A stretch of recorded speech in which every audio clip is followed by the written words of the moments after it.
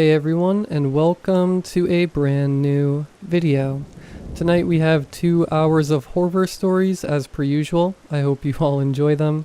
If you do, please be sure to drop a like rating. Subscribing if you are new is also very much appreciated, as I do post content just like this all of the time. Anyways, sit back, do whatever it is that you do to relax, and as always, I hope you all have a great night. I've made a living off of exposing magic tricks. I'll admit I was never able to make a big name for myself on performing magic alone. I did alright with my partner, but I found that revealing many famous tricks and teaching others how to perform magic has become a far more lucrative career for myself. I'm always excited to be presented with a new challenge for a seemingly impossible trick. I take great pride in my ability to reveal even the most challenging of magic tricks. Until now, that is, because I've seen something that I truly cannot explain. I was recently at a book signing of mine. A decent crowd had showed up, eager to pick my brain on the current state of magic and my opinions on it. While signing, an old colleague of mine arrived. His name is Ronaldo Cruz. It had been years since I'd seen him. Without exchanging words, I greeted him with a hug. Ronaldo was a partner of mine back when I had first begun performing magic. Together we were the ravishing Ronaldo and Reginald. A joke we would share was that he was the ravishing one, and I was just Reginald. We were no Siegfried and Roy, but we had a respectable run on the Las Vegas Strip. It was not enough to make a full career on, but it got my foot in the door. After a few years of practice, we decided to go our separate ways. There was no animosity toward one another, but we had different philosophies. We both enjoyed learning the secrets of magic, but he believed that it should remain a secret. Of course, I did not follow that ideology. When I pulled him close, he did not seem to reciprocate any of it, and he felt cold. While I pulled back to take a good look at him, he was different than I once knew. His once tan and full face had turned white as a ghost. His face was sunk in, creating a gaunt appearance. I blamed it on aging, but this was certainly not the ravishing Ronaldo I once knew. One thing that did not change were his over-the-top green alligator shoes. They'd become sort of a staple of his look to go along with his ravishing character. "How have you been?" I asked. "I need your help with something." He responded. He didn't acknowledge my question, although his response told me that something wasn't right. "I don't want to talk about it here." He reached his hand into his pocket and extended a piece of paper over to me. I unfolded it to reveal a crumpled up photo of an old dive bar we frequented together. Name of the place was Andy's. A real quiet hole in the wall we'd go to if we wanted to lay low. A slight smile crept across my face. Certainly he's just messing around with me and just wanted to have a few drinks, I thought to myself. Immediately after agreeing to meet with him in 2 hours, he marched out the door of the bookshop. I arrived at Andy's about 15 minutes early and headed to our usual booth. Ronaldo was already there, halfway through his second whiskey on the rocks. When I sat down, I noticed that he kept looking around as if to see if anyone else was following us. Once I sat at the booth, I decided to break the ice with a simple question. "So Ronnie, what brings you back to Vegas?" He paused for a moment and looked into my eyes. I could sense there was fear and paranoia going on in his mind. I grew more concerned that he had gotten himself into a really bad situation. "I need your help, Reginald." His voice quivered slightly when he spoke. "You see, I saw something recently that I can't explain. It was at some traveling magic show back in Missouri." He took another drink from his whiskey. It was nearby. I thought it'd be a fun little show. The performer's name was the Crimson Mask. He started off the show doing the basic stuff. Levitation, card tricks, and some sleight of hand. But during the final trick, he brought me on stage and... He paused again and took a larger drink from his glass. I can't explain it. You know me, Reginald. I'm a skeptic and realist, just like you. But what I saw, it's not possible. For weeks I've gone through it over and over and over again, but there's nothing. I could tell by his demeanor and tone of voice that this was no act. Whatever it was he'd seen, it had truly startled him. I'm reaching out to you because you're the only one I know who has a chance of solving this. Someone to prove that I'm not losing my mind. Whether or not he was losing his mind, his fear was real and I could not help but take pity on him. Alright, Ronaldo, let me help you. What is it you saw? Ronaldo remained silent for a few moments before answering. If I told you, you wouldn't believe me. It's something you have to see to believe. He slid over a small red ticket. It read, You're invited to see the incredible Crimson Mark Magic Show March 21st. Show starts 7 p.m. Show ends 11 p.m. 808 Park Theater, Las Vegas, Nevada. On the back of the card, there was a handwritten phone number. Once it's over, call me. But I warn you, Reginald, once you've seen it, there's no going back. He finished his drink, paid his tab, and left without another word. To ease his mind, and my own for that matter, I decided to track down this Crimson Mask character and observe what frightened Ronaldo so much. The show took place in a fairly rough part of downtown Las Vegas. It felt like walking into an old abandoned theater. There were some parked cars outside, so at least I wasn't alone. When I arrived at the counter, an elderly man took my ticket. He gave me an eerie smile and said, Enjoy the show. It was a small crowd, but not completely dead by any means. I was seated in the center about 3 rows back from the main stage. When it started, a speaker over the intercom introduced the incredible Crimson Mark. His name sounded more like a superhero than it did a magician, but I digress. I suppose I can respect someone trying something a bit new. He appeared on the stage by a puff of smoke. Not an original entrance, but again, I digress. While my career is mostly dedicated to debunking magic, I cannot help but be a critic at the same time. The show began fairly typical. He wore an all-black suit with a metallic crimson opera mask with 2 black voids around the eye sockets and a black hood. He was silent. All of the dialogue in the show was done through the speaker. At first, he did the basics: levitation, card tricks, disappearances, all of them easily identifiable through trapdoors, well-colored cables, and good old sleight of hand. I began to smile. Certainly my friend Ronaldo was putting me on. Back in the day, he was never afraid to pull a joke on some of his friends. I was moderately amused by this thought. Until the last trick, that is. Alright, ladies and gentlemen, for the final act of the night, we'll need a volunteer from the audience. The voice on the speaker said. The entire place went dark, except for a singular spotlight on the top right balcony of the stage. It slowly panned over the audience until it landed on, you guessed it, me. At this point I felt confident that this entire thing was an elaborate rib for myself. The Crimson Mask was probably Ronaldo himself. I must admire the dedication he has had towards introducing this new character. After all, what were the odds I would be the one selected from the crowd?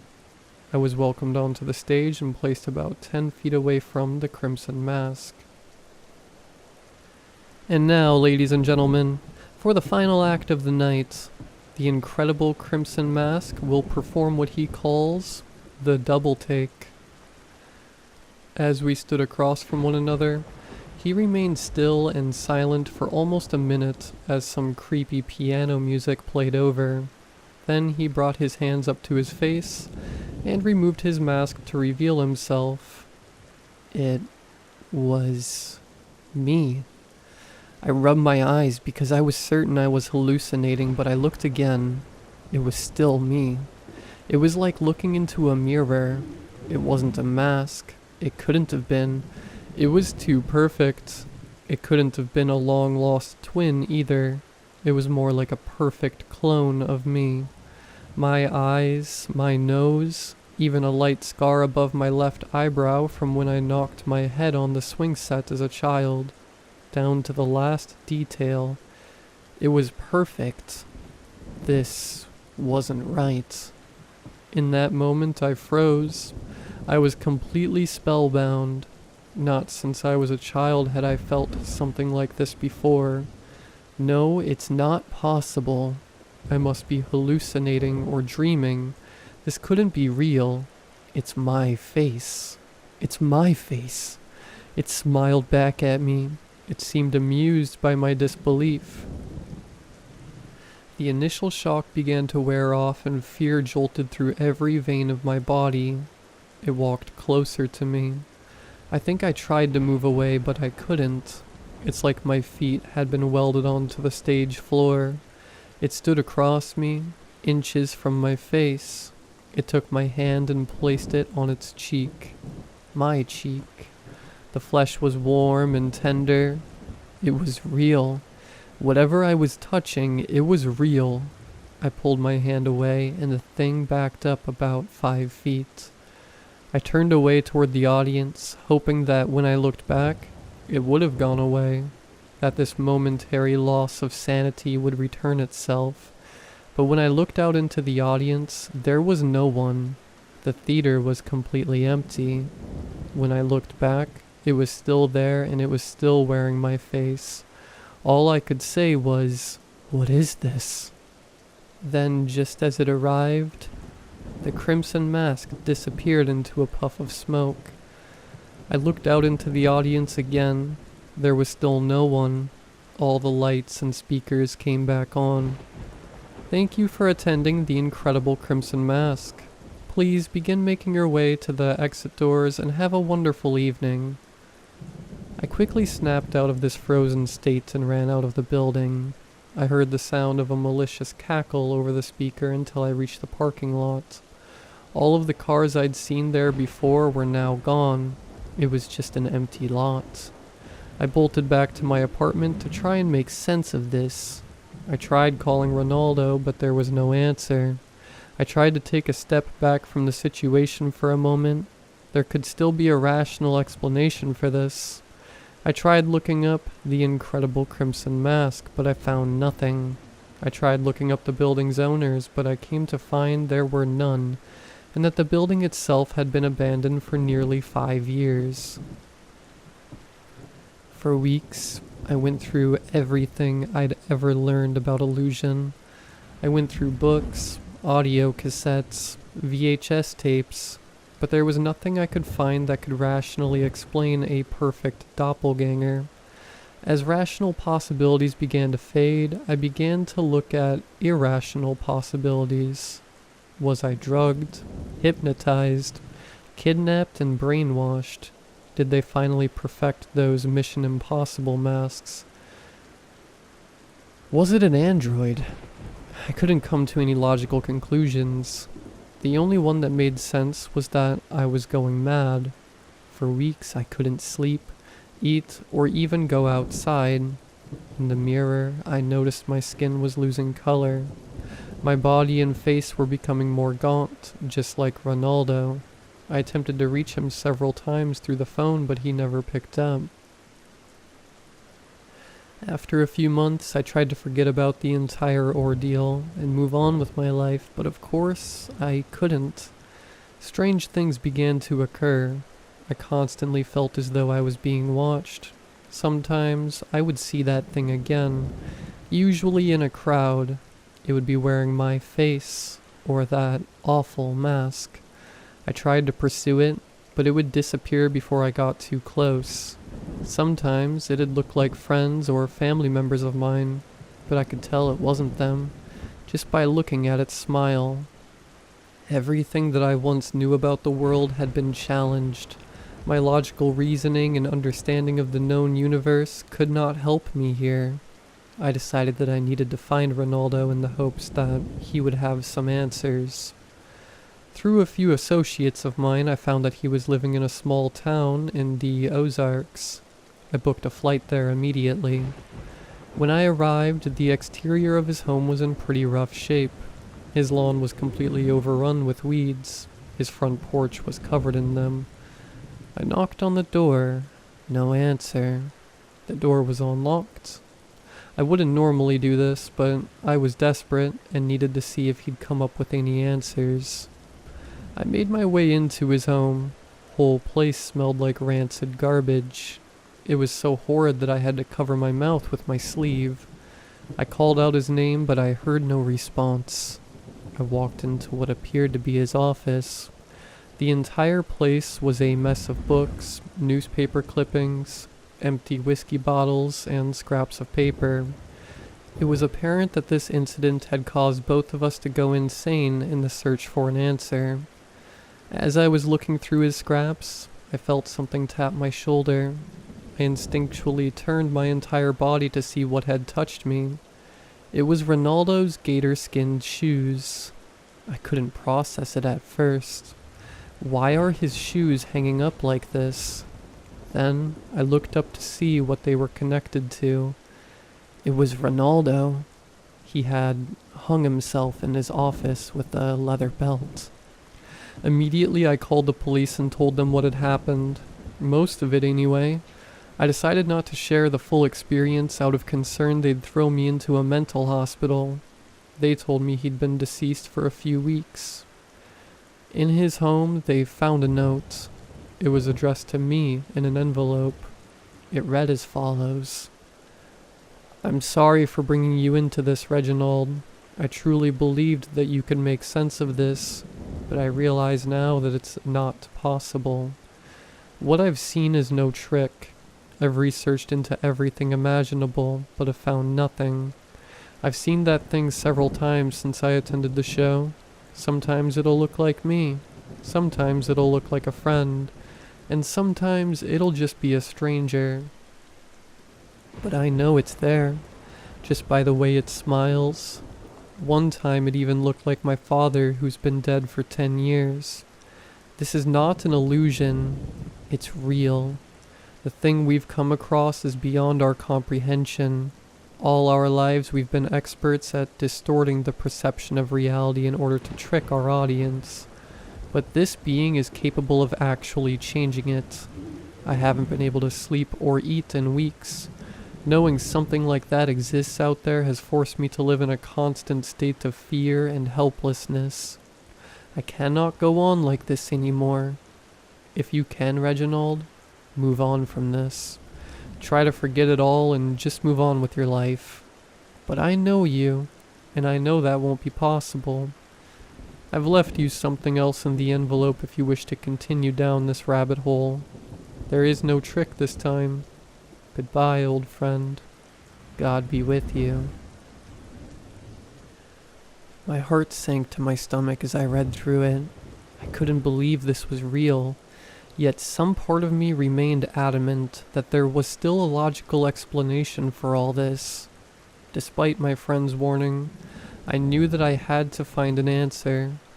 In the envelope, I found what he was referring to.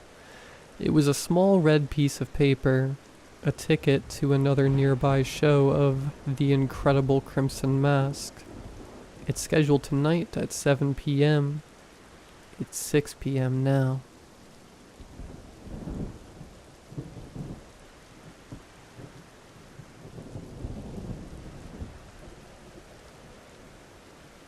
I can't tell you the name of the place this story is about.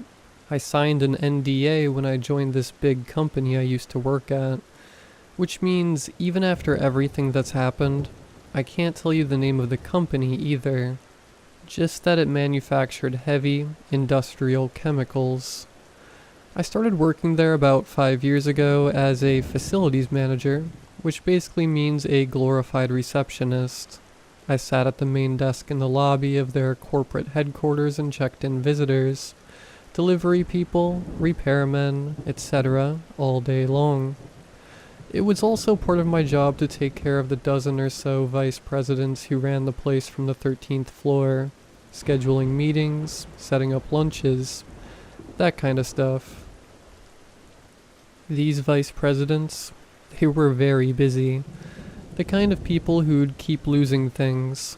Watches, keys, wallets. When I found them, I kept them in a drawer in my desk until I could figure out who they belonged to. It was a small part of my job, but it was humiliating. It was stressful work, but the pay was okay, and I needed the health care. I have a daughter, Sandra, and I'm raising her alone. She's almost grown now, but when this story takes place, she was only 13. Being a single parent means that when your car breaks down and your kid has to get to school and you're late for work, you don't really have anyone to turn to. You just go to work late. This sort of thing happens, though. You get put on probation. And when you get your third strike, you get fired. Or, in my case, you get a choice. The pink slip or the night shift. Not that that's much choice. I didn't like the idea of leaving Sandra alone at night, but luckily my manager told me I could bring her to work with me. She just had to stay out of sight and not make a peep. Sandra was a pretty quiet kid, so it wasn't a problem. Sandra mostly did her homework, then slept on this little cot in the first floor storeroom. We also watched videos on my phone when no one was around. Sometimes I told her stories about the village we were from. She loved to hear those stories. I felt guilty, but I was grateful not to be in that big old 70s era building by myself at night. Sure, there was less work to do than during the day. I could take my night courses online when Sandra was sleeping. I was about halfway to getting my MBA then. It took a long time, but it was worth it. I don't know if you've ever been in an old office building at night. The kind of building where the HVAC system screams like a banshee when the furnace turns on, where the halogen lights and the drop ceilings flicker like sinister fireflies for no reason, where there always seems to be someone lurking in the next cubicle. It isn't fun. But after a while, I got used to it. And then one night I heard something in the elevator shaft. A rattling which became a clanging. Sandra was doing her homework, sitting underneath my desk like she always did. She looked up and asked me what that sound was. I didn't know, but I smiled like everything was going to be okay. I got up and moved towards the elevator doors as the noise rose. It sounded like someone was trapped back there, trying to bang their way out. "Mom, be careful," Sandra said. I told her to get back behind the desk. Right when I got to the elevators, there was a slam behind them. I jumped back and then the doors opened. The elevator had arrived. Everything had gone back to normal. I walked back over to Sandra, who was looking at me with concern, but she didn't seem scared at all. Kids. The rest of the night was normal. I took Sandra home at 6 a.m. She got ready, then I took her to school. When I got home and crawled into bed, I got the phone call. They had found the body of one of the vice presidents on the 13th floor. I rushed back to the office. No one would let me see the body, but I heard it was gruesome. The cops had reviewed the security footage, and they wanted to know about the elevator incident. When I told them what had happened, they thought it was pretty funny. I couldn't sleep at all when I got back home. The man who had died wasn't a good person. Like most of the senior staff, he treated me like I was disposable. But he was still a human being. That night, I told Sandra she had to stay home at night from now on. She was old enough to be by herself. I thought she'd be delighted, but she wanted to know why. When I told her, she said she was frightened. I thought maybe she was a little excited. A mysterious death, a big adventure. She was staying home. I put my foot down. I thanked God later that I did, because that first death was only the beginning. One by one they died. The vice presidents. They would stick around after hours, working on some big client presentation or whatever, and they'd be found dead the next day, splayed on their desk, curled up in the corner of the copy room, or pressed up against a boardroom window, their fists curled against the glass like they were trying to break their way out. They'd all died of asphyxiation. At first the cops thought there was a problem with the furnace, but nobody could find anything wrong with it. Then there was a matter of the dead men's skin. It had reddened, sloughed off, basically peeled away, like it had been exposed to toxic gas. I was there every night. It was terrifying. I would be too scared to leave my desk, so I'd put off going to the bathroom. Then I'd run quickly to the ladies. One night, I swore I could hear someone in the next stall, speaking low and chuckling in a really nasty way. But when I got up the courage to throw open the stall door, there was no one there. A few nights later, the elevator wasn't working, and I had to go up to the 13th floor to turn off some lights which had mysteriously turned on. You can bet I didn't want to do that. When I was coming back down the emergency stairwell, I heard the sound of dozens of feet coming down after me. I sped up, but they started coming faster, then faster and faster. I ran like hell, never looking behind me. Not once. When I got back downstairs, I shoved an extra chair in front of the stairwell door, just to be sure. The last one was the worst of all.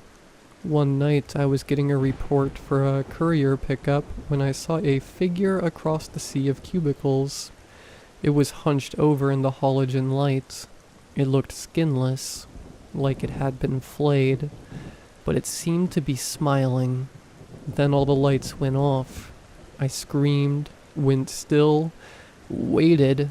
I could hear the thing coming closer to me, closer and closer. I shut my eyes, and then the lights came back on. Slowly, I opened my eyes and saw that I was alone. I never told anyone about the strange things I saw. They would have thought I was insane.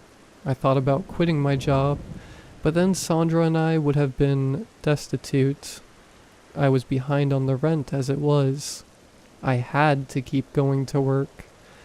I never told Sandra about any of this, but she could see the stress it was causing me. She did more than her fair share of chores. Even cooked a bunch of the meals. I had never seen her act that adult before. I felt bad about it, but also really proud. Meanwhile, none of the authorities or the experts the company hired could find any signs of chemical spills in the building. People who worked there began to freak out. Rumors spread like wildfire. There's a fungus in the walls that kills people. There are gas packets in the vents that make your skin slough off. And my favorites? It's ghosts. To understand that last rumor, you have to know something about the company I worked for. About 25 years ago, there was a big chemical spill at one of our plants in a foreign country. Killed almost 400 people who worked there or lived in the nearby town. There was a small out-of-court settlement, barely $100,000 made to survivors. The company never admitted fault. That's where the NDA comes in. I can't tell you the name of the place where the chemical spill happened. I can't even tell you the country it was in. I can tell you it was horrible, that the inside of people's throats melted off, that they coughed until they vomited blood, that they died writhing and screaming and in tremendous pain until they finally asphyxiated. Just like the vice presidents. You can see why people thought it was ghosts. The vice presidents didn't believe in ghosts. The 4 of them who were still alive got together in the big boardroom on the 13th floor late one evening. They put their heads together trying to figure out who was targeting them. Was it corporate espionage? Some kind of eco-terrorist? Maybe an employee they'd fired? They deliberated for hours. The next morning, when their underlings came to work, they found the vice president in the boardroom. Their skin peeled off, their eyes exploded. Their faces had claw marks from their fingernails, as if their skin had burned so bad they'd been trying to claw it off. That's when the company shut down the building, cleaned out the corporate headquarters, put it up for sale. The deaths stopped after that. The facilities managers had to pack up every floor. I wasn't there when this happened, but some of my coworkers were moving boxes out of an old storeroom on the 13th floor and found a bunch of paperwork that proved that the company had cheaped out on the construction of the plant where the chemical spill had happened. The vice presidents had all signed off on it. They had known that there was a high probability of a chemical spill. They just didn't care. Somehow this paperwork found its way into the hands of a young reporter in need of a scoop. Now the company's assets have been liquidated and divided between the survivors of the chemical spill. The company where I worked doesn't exist anymore at all. Good thing I got my MBA. On the day before the building sale was finalized, I realized that I hadn't cleaned out my desk. I drove back over. I felt my heart rate rise as I saw the building on the horizon. My pulse was out of control as I used my security card to open the door and walk through the empty, cavernous atrium. Sweat clung to the back of my neck as I put all my stuff in the box I'd brought. When I finished, I was ready to run out that door for the last time. And then I realized something.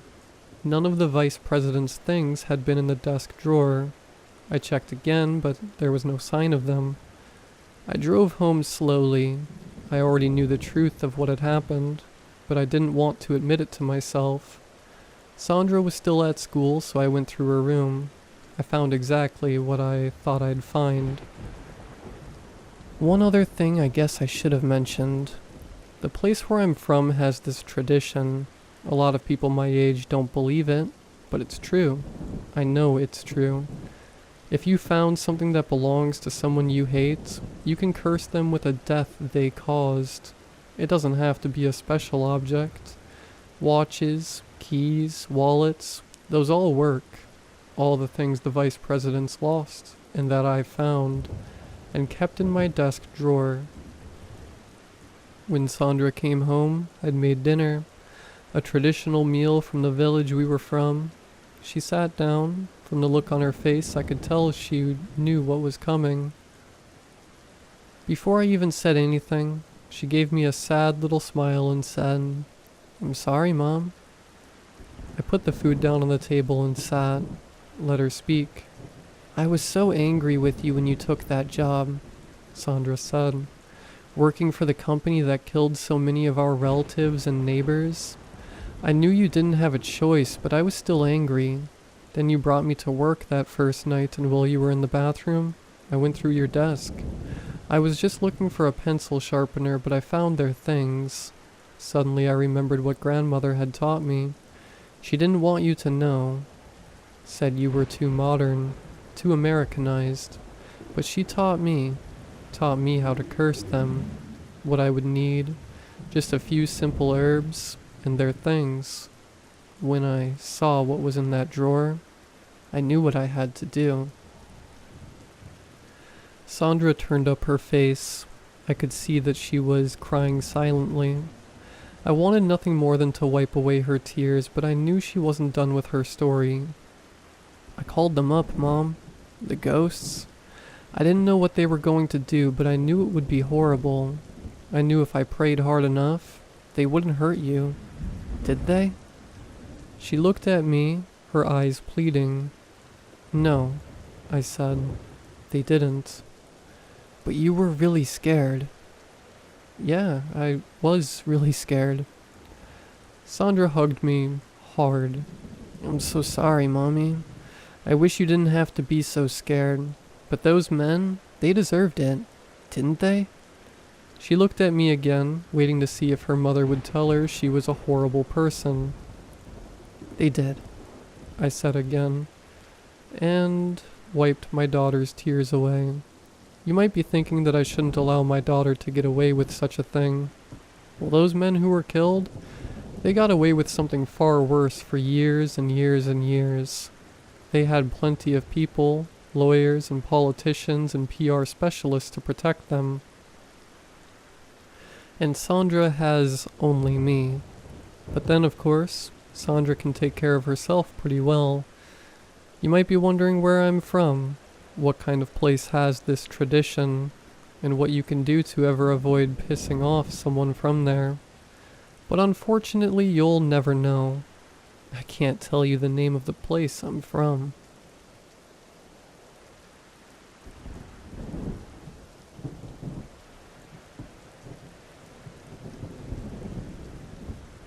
You ever just want to leave? I mean, pack up and leave? Fill a suitcase and take a train out of that place? Of course, it's only natural. The day hasn't gone by for years where I don't. See, out here in Iowa, there ain't much to do as you might imagine. Endless miles of rolling hills and cornfields. A boring beauty, as some say. It's a place where creativity and some friends can do wonders. Only, I never really had either of those things. My childhood was tolerable. I was painfully average at best. I always managed to stay right in the middle. Two coast, just above the surface. I didn't get bullied, but I also never seemed to be welcomed by anyone or their friend groups. I felt like a discolored pixel. On occasion, I'd overhear my mother telling the next boyfriend how much of a good kid I was, and how I'd never caused them any trouble. God, how sometimes I wish I were that kid. Someone with a personality at least, albeit an unpleasant one. I downshift from third gear and into second as I approach the light ahead. The lake is just around the corner. I should tell you about the lake.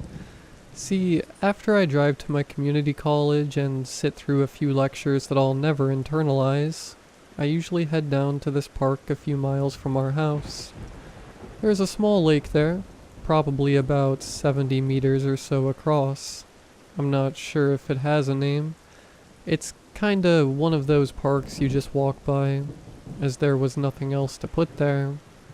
The headphones go on, the synthwave music erupts into my ears, and then I begin. I take a carefully selected stone from my satchel, and I encase it meticulously with my forefinger and thumb. I raise my arm back and swing it forward, flicking the smooth stone towards the water. One bounce, then another, and another. The stone teases the lake, never telling when it'll give in, probably never knowing. For that brief period, I see myself coasting along. Life becomes explainable. So I like to skip stones. It's the one thing I found out here that I'll do no matter what, almost every day. I started in my sophomore year of high school. I had this nasty argument one evening with my mom's ex-boyfriend, Henry, and took a long walk over here to this lake. I had picked up a stone and threw it angrily at the lake, but it skipped a single time before plopping into the water. I tried again, and finally managed to do it with more intention. I've been hooked ever since. I'm on to my 5th stone now. Usually I only carry about 10 that I'll hand select from the day before in my bag, but we'll start looking for more after I exhaust my supply. I don't always find the nicest stones off the bat, but this lake has some pretty good ones if you know where to look. Today there's this man sitting across the lake from me on a bench. I can't really make out the details of his face, but he's wearing what looks like a cool flat cap and a puffy black winter coat. His legs are crossed, and he has a newspaper in his hands. I don't quite remember when he got here, or if he was even here when I arrived. He's watching me though, despite the newspaper act. Nothing too off about that. If anything, I'm the odd one out. Now that I have a spectator, I almost feel like showing off a little. 8 stones down and I palm the 9th, assuming the finger configuration for launch. This one smacks the water and skids off promisingly. I count 30 skips, almost matching my personal record of 32. It nearly clears the entire diameter of the lake. As surprised and happy as I had been, the euphoria soon dies as I realized that among the best, it wasn't anything of note. An average throw, if that. I crouch down and robotically grab another. As I palm my 10th and final stone, I hear over my music a loud applause from the other end of the lake. I look up and see that man, now standing and clapping with his gloves off. He gives a playful cheer, and I can hear the smile embedded within it. Thanks, I say with my best outside voice as I stand up awkwardly and remove my headphones. Say, kid, said the man, bearing what seemed like a thick and raspy Brooklyn accent. He put his gloves back on and placed his hands in his coat pockets. How many was that? Like 30, I think, I said casually, trying to play off the effort. See, that's something else. You do this every day? Just about, I responded, again awkwardly raising my voice while trying to keep it below a yell. Funnily enough, the one conversation I have naturally with someone there across the lake. Tell me, what's the most you've ever hit? He further pried. By the way, I'm Angelo. Good to meet you. I'm Samuel. Most I've ever done was 32. Sheesh, are you going for a record or what? Said Angelo. The record's almost triple that. I laughed. Probably not. Have some confidence, sir. Here, I like you, Samuel. You come out here every day and try to get better. If I see you skip one of your stones across this lake, I'll get you whatever you want. Sound good? A few things here. 1, this guy became a genie out of nowhere. 2, he really does have a cool hat. But most importantly, even if this guy is out of his mind, maybe that's what I need. Something to try and reach for. Heck, maybe I'll get a free slice of pizza out of it or something. Deal, I say back, offering back a faint smile. Angelo gave a double thumbs up, walked back to the bench and folded up his newspaper, before making his way up the pathway and out of the park. It was also about time I left, as we don't have those summer daytime hours up here yet. I skipped the last stone and quickly selected my roster for tomorrow, before heading back to the car. My mood dips again as I end my daily dose of pleasure and head back home. Whatever I want, huh? That's a weird way to offer someone a favor. Angelo has no idea who I am, or what I might ask for, so why make such an open-ended offering? Best not to think about that. Who knows if I'll see him again anyway. I pull into the driveway and see my stepdad Brian sitting on the porch. Brian's not my favorite human being. See, Brian is an alcoholic that's twice my size. Game day? Cool. He's getting wasted and shouting at my mom. Did a stranger stare at him weird earlier? Fantastic. He's getting drunk and shouting at my mom. The list seems to grow. It's gotten worse ever since he had a stroke and went on disability last year. Remember that ex-boyfriend Henry? I mentioned arguing with at times. Yeah, this guy is his evolved form. Only he also argues with my mother. Nearly every morning, almost like clockwork. I hear them start up. Sometimes a dish gets thrown, usually a door gets slammed. You get the idea. Hey Slim, says Brian. That's another thing. I'm quite skinny and he took the liberty to start calling me Slim. Creative and wholesome. Hey, I respond tepidly and make my way up the stairs to my room. That you, Sammy? I hear my mom yell from the kitchen. Yeah, I'm just going to bed. Alright, food's in the fridge if you want, hun, she said. Thanks. I'll never understand why a sweet lady like my mom puts up with these chumps. I set my bag down and hop in bed, before putting my headphones on and passing out. This is the only method to get sleep reliably in this household, and I usually start the process pretty early. The next few days persisted as per usual. I didn't see Angelo at the park, but I tried extra hard to beat my record. I packed about 15 stones instead of the ordinary 10 and really went at it. I hit 35 skips on Wednesday, but I was a few meters short of the other side of the bank. Feeling rather confident yesterday, I skipped my afternoon political science class to see if I could catch Angelo, but he didn't show up yet again. It's now Friday morning and my iPhone alarm starts up. It's a calm 8 a.m. The sun's already out and I think today's supposed to be pretty warm. I said I didn't want that. Booms a man's voice from downstairs. Lovely.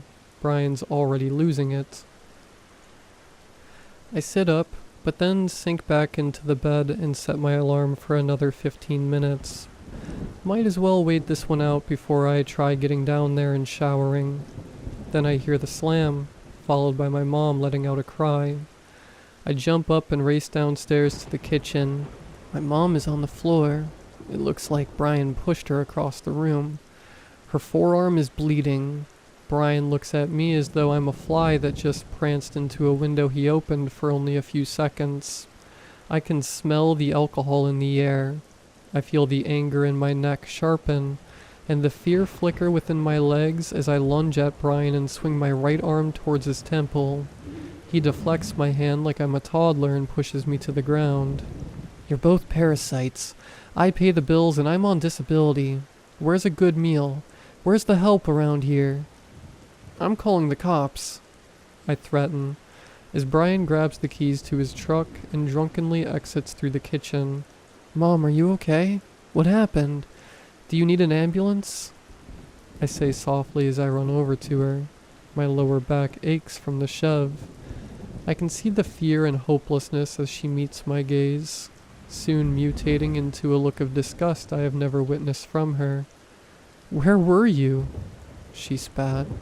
I shouted for you and you never came. You're always out by the lake. I never see you around. I knew then that there was nothing to be said.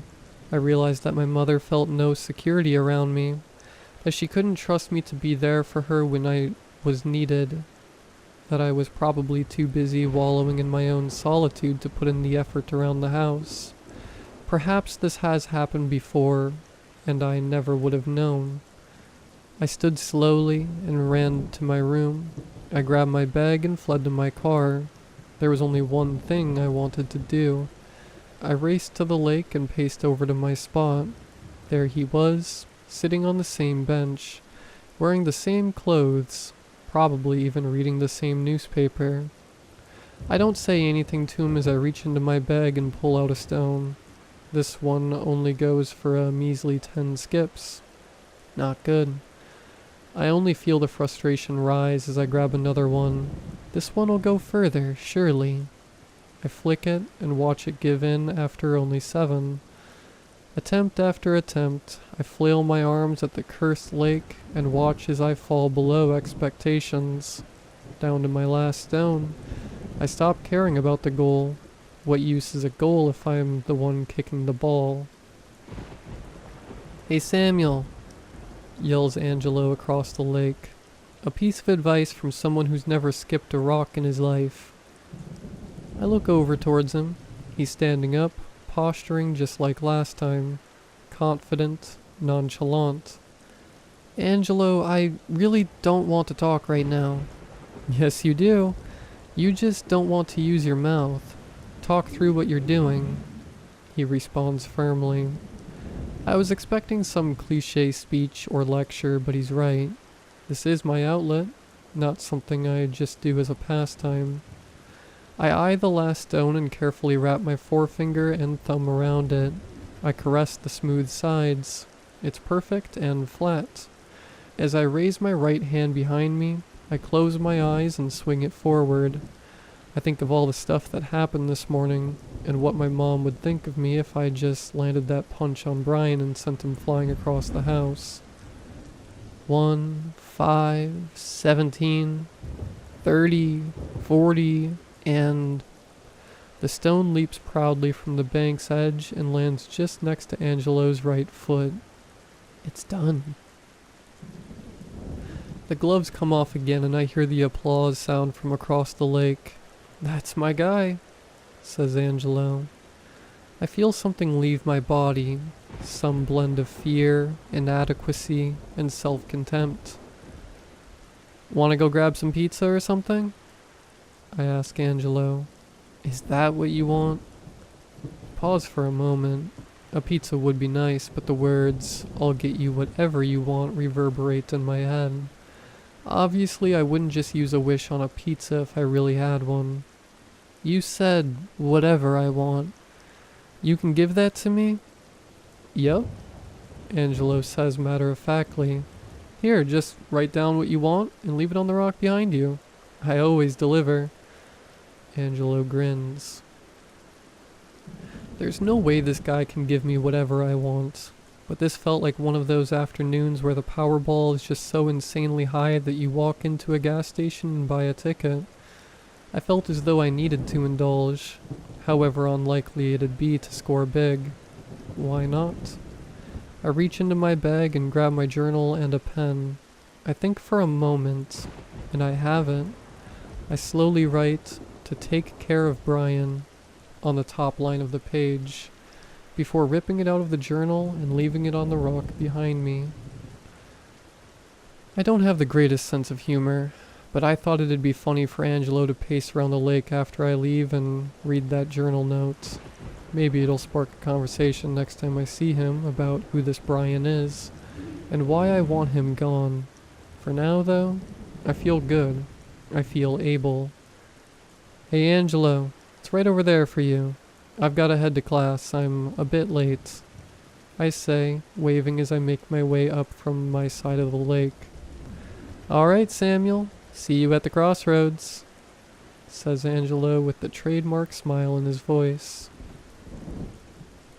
I drive back to my college and sit through the remaining half of my Calc 1 lecture before speeding home. I need to ride this wave. If I see Brian, I'll set him straight. I need to make things right with Mom. Most of all, as I pull into the driveway, my headlights now on from sensing the onset of dusk, I see a hooded figure jump over the fence of our yard. It looked like he was running away from my house. Weird. He looked familiar somehow. I pull out my keys and grab my bag, heading inside. I hear shrieking from the kitchen. It sounds like my mom. I scramble into the kitchen and see my mother bent over a figure. It was Brian. She was embracing his head. Blood was staining her gown and hands. He was motionless. I was able to see 2 puncture wounds in his t-shirt, one over each pectoral muscle. My mother looked up and screamed. "Mom, what happened?" I shouted. She looked at me with bewilderment, a crazed fear. "You monster! Get away! You killed him!" she cried, scrambling towards the other end of the kitchen. Wait, what are you saying? I just got home." "You..." she repeated, grabbing for the house phone on the wall. It slipped through her bloody fingers and smacked the floor, lifting off and dangling from the wire. "I killed Brian? No, how can she say that to me? Something's not right." I look over and see a knife on the floor, stained in Brian's blood. I take my hoodie off and place it over Brian's gruesome wounds. The hoodie, that green high school graduation hoodie my mom bought for me a few years back. That man leaving the house. What color was his hoodie again? I swear it looked exactly like mine. "Hello? Yes, I want to report a murder. Yes, my son, he killed my husband," my mom alleged, staring at me menacingly as she spoke to the operator, following up with the address. I stared back at her blankly. This all felt like a fever dream. Whatever happened here, apparently, I, or someone who my own mother thinks is me, did this. I think back to the note I left for Angelo. There's no way he could have caused this, is there? I get one of those sinking feelings, like when you're being sent to the principal's office, or something stupid like that. The feeling of inevitable retribution. I knew that somehow I'd never get out of this. I turn around and run back out the front door and start up my car. There's a half tank. Where do I go? No clue. I just need to drive. Down the back street I turn. About 10 miles down the road I pull over swiftly and get out. I recognize this place. A busted open fence leading to some old train tracks. I used to walk these tracks all the time back in the day. I squeeze through the opening in the fence and stare down in each direction. Oh man, how did this all come to be? I make a left and begin to walk further away from the house. Adrenaline still holding the trauma at bay. They'll probably catch me, and it won't be good. Is this what moving on looks like? On to the next realm of BS? The next thing? How much further can I walk before I see those red and blue lights? How long until the surface tension betrays me?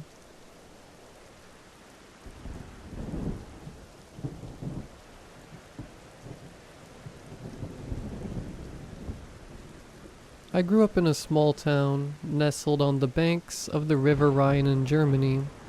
It's a charming town, known for its lush vineyards and picturesque half-timbered houses. But for the locals, there's a peculiar tradition that defines our community. The skin exchange. Every year during the spring equinox, about 40 days before Walpurgis Night, a kind of second Halloween here in the country, our residents gather to celebrate this unusual tradition. During the festival, the townspeople dress up as animals. The ritual dates back to ancient times when our ancestors believed that dressing up as animals would bring good luck and prosperity to the harvest. Although I grew up seeing the preparations for the festival and participating in the children's celebrations during the day, I never had the opportunity to participate in the adult version. After all, it's only allowed for adults. As a rite of passage, and I hadn't reached that age until this year. Me and my 3 friends, Anna, Johannes, and Lars, had planned this night for years. It's today! It's today! Anna shouted as we left school. I carefully picked out my mask. I wonder if I'll find my animal spirit tonight. She's always been fascinated by witchcraft, mysticism, and the like. Oh, it's not a big deal. At least it'll be fun to have an event to stay out late on the streets and drink a bit. That's it. Johannes always played the skeptic. I'm going more for culture anyway. Culture? Yeah, right. He was going because of Anna. Everyone always knew he had a crush on her. Everyone except the girl. Ah, whatever, Lars said, nonchalant as ever. Let's just have fun, okay? Where do we meet again? They all turned to me. I was the one in charge of these arrangements, sort of the leader of the group. It's at the end of the main avenue, just before the old road, where the procession starts. Be there at 8:30, okay? Throughout the afternoon, we exchanged excited messages about our costumes and what we would do during the party. The sun had already disappeared and the first stars were emerging when I finished my homework. I have a bit of OCD and I usually do these things as soon as possible, or else I really can't enjoy the weekend. I jumped back when I saw the time, rushing to the shower to take a quick bath and change. My mother was on the way. What's wrong, dear? She was already dressed for the occasion, holding a bear mask in her hands, the synthetic fur, neatly braided in a brown tone. with its top covered by round ears. Late for the festival? Oh, yeah, we're already going, she said, pointing outside. Are you coming? I looked at the clock. 7:30. You can go without me. I'll be there later. I took a quick shower, and at exactly 8 o'clock, I was leaving home, my robe tied with a rope at the waist and the crow mask, with its beak projecting in front of me, creating a small layer of air. I looked at my wrist, seeing 8:25 as I made the last turn to reach the agreed place. In the distance, I saw 3 figures standing in the way. They soon turned to me as I approached. It was them. Anna wore a fox mask, the fur carefully brushed upwards.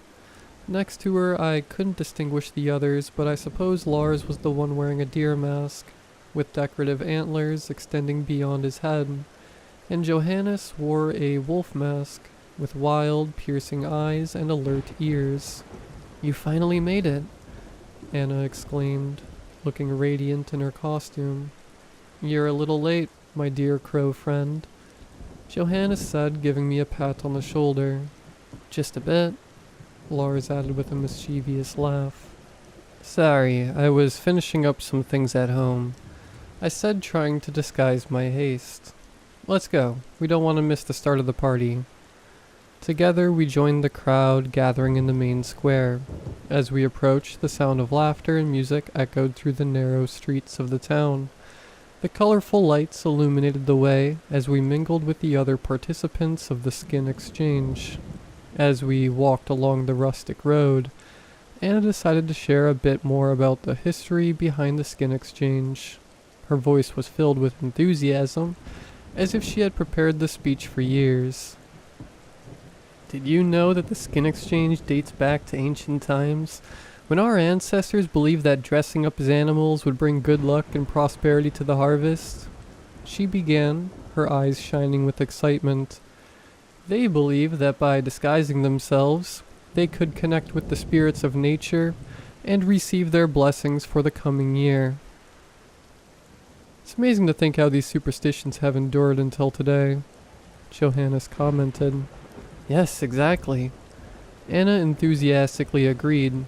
And what's most interesting is how this tradition relates to Walpurgis Night.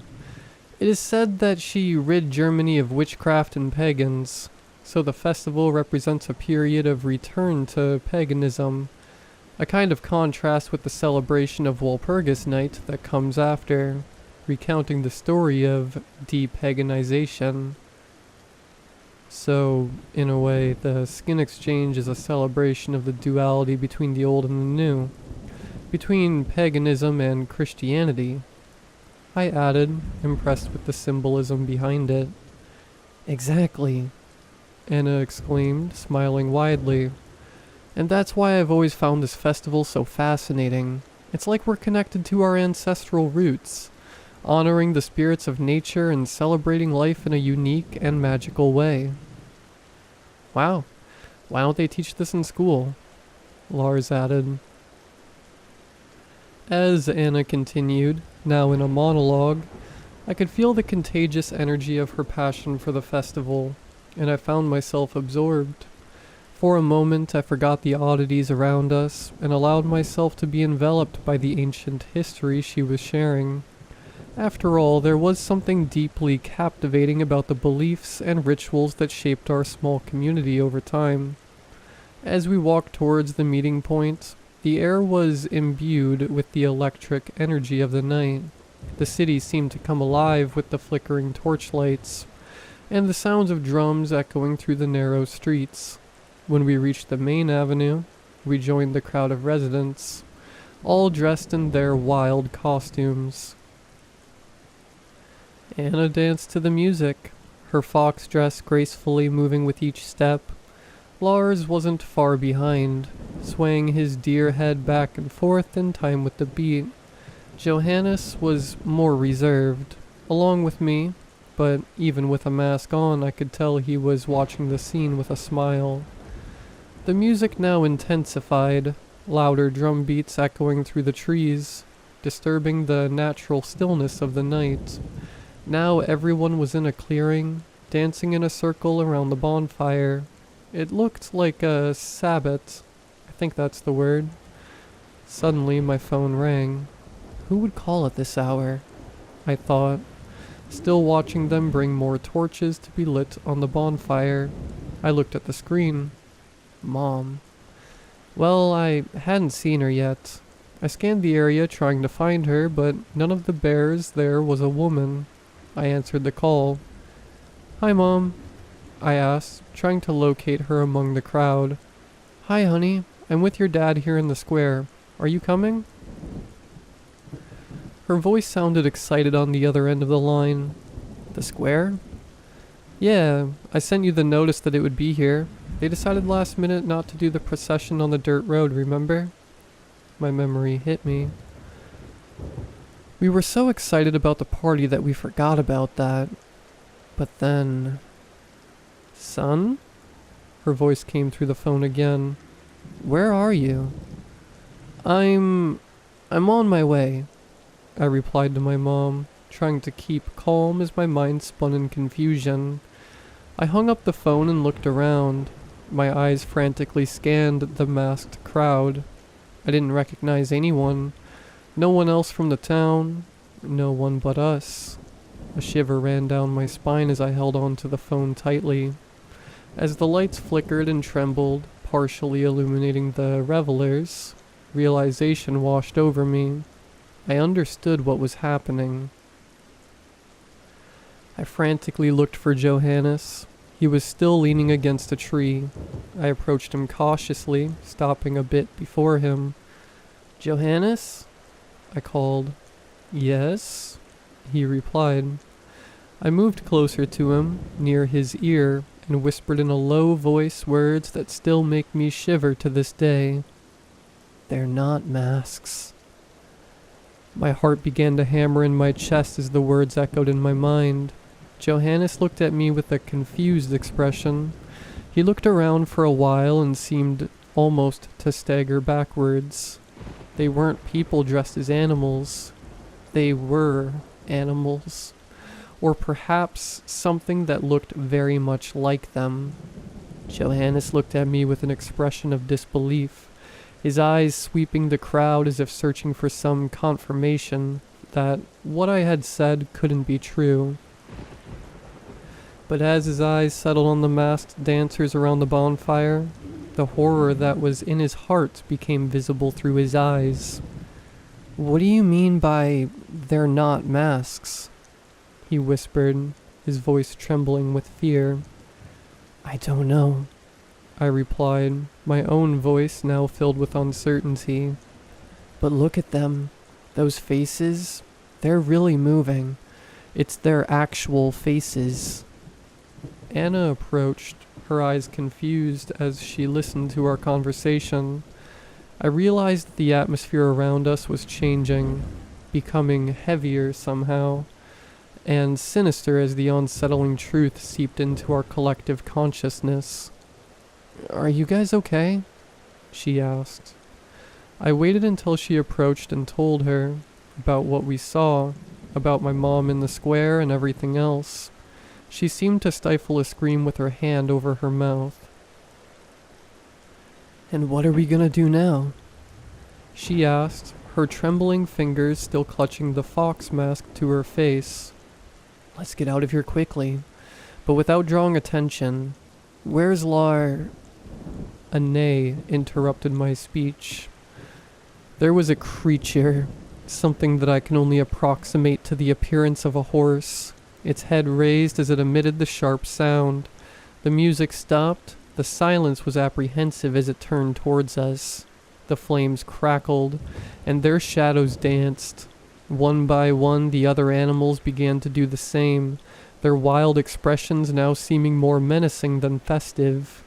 We started to walk carefully, but 2 or 3 steps later, and we were already running. Anna took the lead quickly, while I tried to keep up with that fast little fox. The creatures were now closing in on us, forcing us to deviate from the path. The girl who was leading us passed by, and her reasoning was quick. She managed to notice the guy with the deer head behind us. quickly pulling him by the hand. "Okay, Lars is here," she shouted. I looked back to see Johannes almost stopping, fatigued. He had already removed the mask and now struggled to keep up with us, our hearts pounding wildly as we ran through the dark forest. The creatures pursued us, their heavy footsteps echoing behind us. As we dodged through bushes, we desperately tried to find a safe place to hide. Finally, we found refuge on a large rock on a tight slope. Breathless and trembling with fear, we crouched behind it, keeping as quiet as possible as the creatures passed by us, sniffing the air with their animalistic noses. "What's going on?" Johannes whispered, his voice trembling with fear. "I don't know," I replied, my head spinning with confusion and terror. "But we need to find a way to get to the square as soon as possible. We can't stay hidden forever." "What?" Anna asked. "I can't hear anything with these things," she said, removing my mask. The feeling of freedom that accompanied the removal of the mask was overwhelming. My breathing came easier, and I could feel the cool night air against my skin. "Okay, that was refreshing. I said we need to go to the square. My mom will meet us there." I spoke as I enjoyed the fresh air. "Right," she said, also removing the fox and now showing her thin face and dark eyes. "Do you at least know where it is?" I thought for a moment. "I can't remember. This rush has disoriented me. And you, Johannes?" He watched over the rock. Now the creatures had moved away. "Look, I think I can find the way, but with difficulty. Lars is better at these things than me." I remembered Lars was with us. He must be very scared. Usually he was the most talkative of the group. I turned to talk to him. "And then?" My voice decreased gradually until the last syllable. Beside us, the face of the deer was turned to us, staring at us. Its antlers gleamed in the faint moonlight filtering through the treetops. Terror gripped us as we realized it wasn't our friend, its empty eyes staring at us as if mocking our distress. It was having fun with us. That thing then stood up, raised its head, and let out one of those strange noises we had heard before, which by now should have already alerted the others. We tried to run, but it grabbed Anna's arm as she got up. She screamed in terror as she struggled to free herself from the creature's claws. Johannes and I ran to help her, our hands outstretched in desperation as we fought to push the deer away from our friend. But it seemed futile. The creature was strong and resilient, and its grip was firm as a press. "Anna, hold on," Johannes shouted, his voice echoing in the darkness of the forest. He grabbed a heavy stone from the ground and hit it hard on the creature's arm. The beast howled in pain, dropping instantly and falling on its own arm, as if protecting it. We took advantage of the opening to escape. I ran like I had never run before, my lungs burning and legs trembling with effort. The forest was a maze of shadows and obstacles, but we couldn't afford to hesitate. After a while, we managed to get out of the main road, but we followed it from within the forest, hidden by the foliage mantle. The creatures mainly transited in the narrow, rustic path of beaten earth. They knew we were trying to get home. One or two were in the forest, but not enough, and we managed to go unnoticed. "We're close to town," Johannes whispered, his voice mixed with the sound of our light footsteps.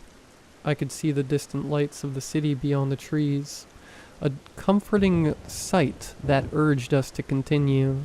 Finally, we emerged from the shadows of the forest and could see the main street in the distance, where we came from at the beginning of the night. As we turned, I saw at the end of the street a person standing. It was a slimmer, feminine silhouette. I followed with my eyes, from her feet to her head, adorned with 2 round ears. "Mom?" I said as our eyes met.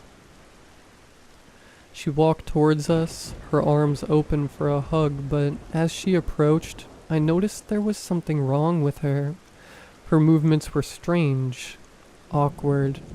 A shiver ran down my spine as I watched her figure approaching with her contour taking shape. A strange shape. "Son?" she called, but her voice was strange. Almost a growl. "Are you okay?" Her words seemed to come from some distant place. A feeling of dread seized me as I struggled to understand what was happening. What's happening?" I asked, my words coming out in a trembling whisper.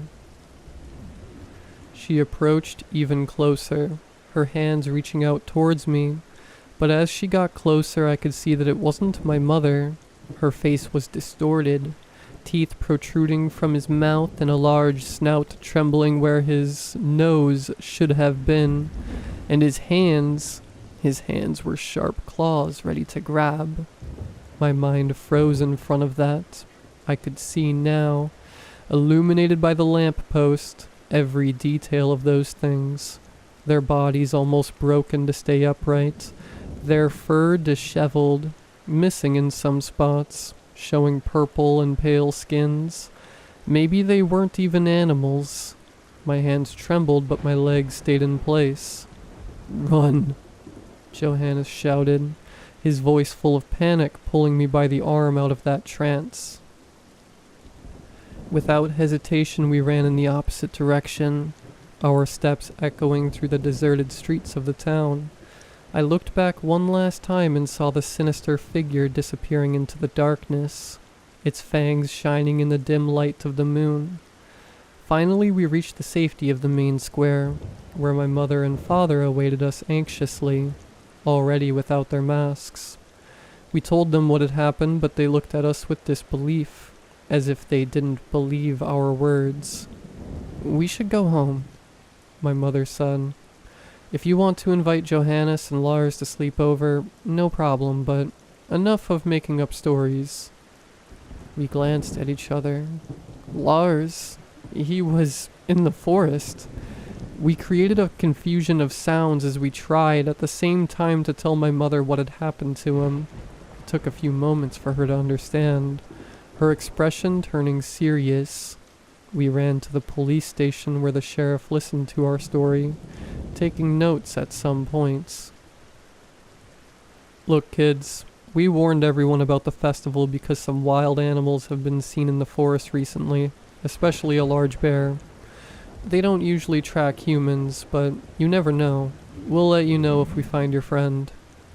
Lars' parents burst into tears, worried about their son, and we were even more concerned, knowing that it wasn't a wolf we should be worried about. The night dragged on in a fog of nightmares and fear as we waited for news of our missing friend. Every sound in the darkness made us jump.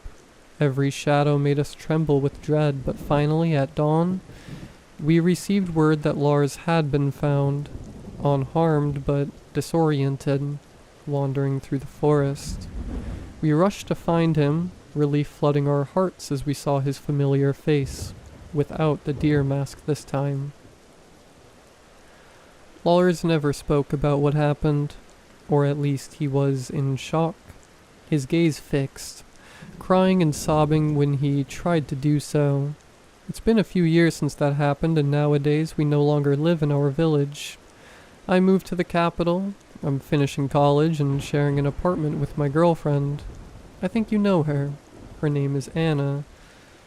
Well, Johannes was a bit mad at me for a while after I started dating her, but he soon fell into the arms of another girl, and they're expecting their child now. Lars shows up from time to time. He works at sea on a ship crew. I'm writing this because every year at the same time I remember that. Our lives didn't turn upside down after that. We didn't enter a supernatural world or anything like that. It happened, and as quickly as it came, it was gone. Johanna still teases me to this day, saying it was a collective hallucination. But you know something I never told him? The sheriff that night said a bear had been spotted around there, but I recently learned that there are no more bears in Germany. Not for a long time. I don't have an answer for what that was. I do consider myself a bit skeptical.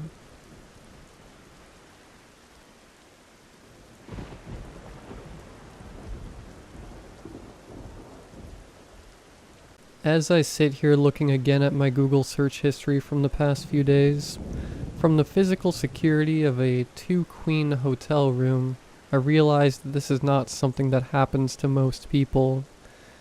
So, my mom died about 3 months ago, on the afternoon of New Year's Day during a midday nap. My older sister had been watching her dad die 2 years ago at the age of 74, and it's been that steady decline you sometimes see with people who have been married forever and don't know how to live with each other.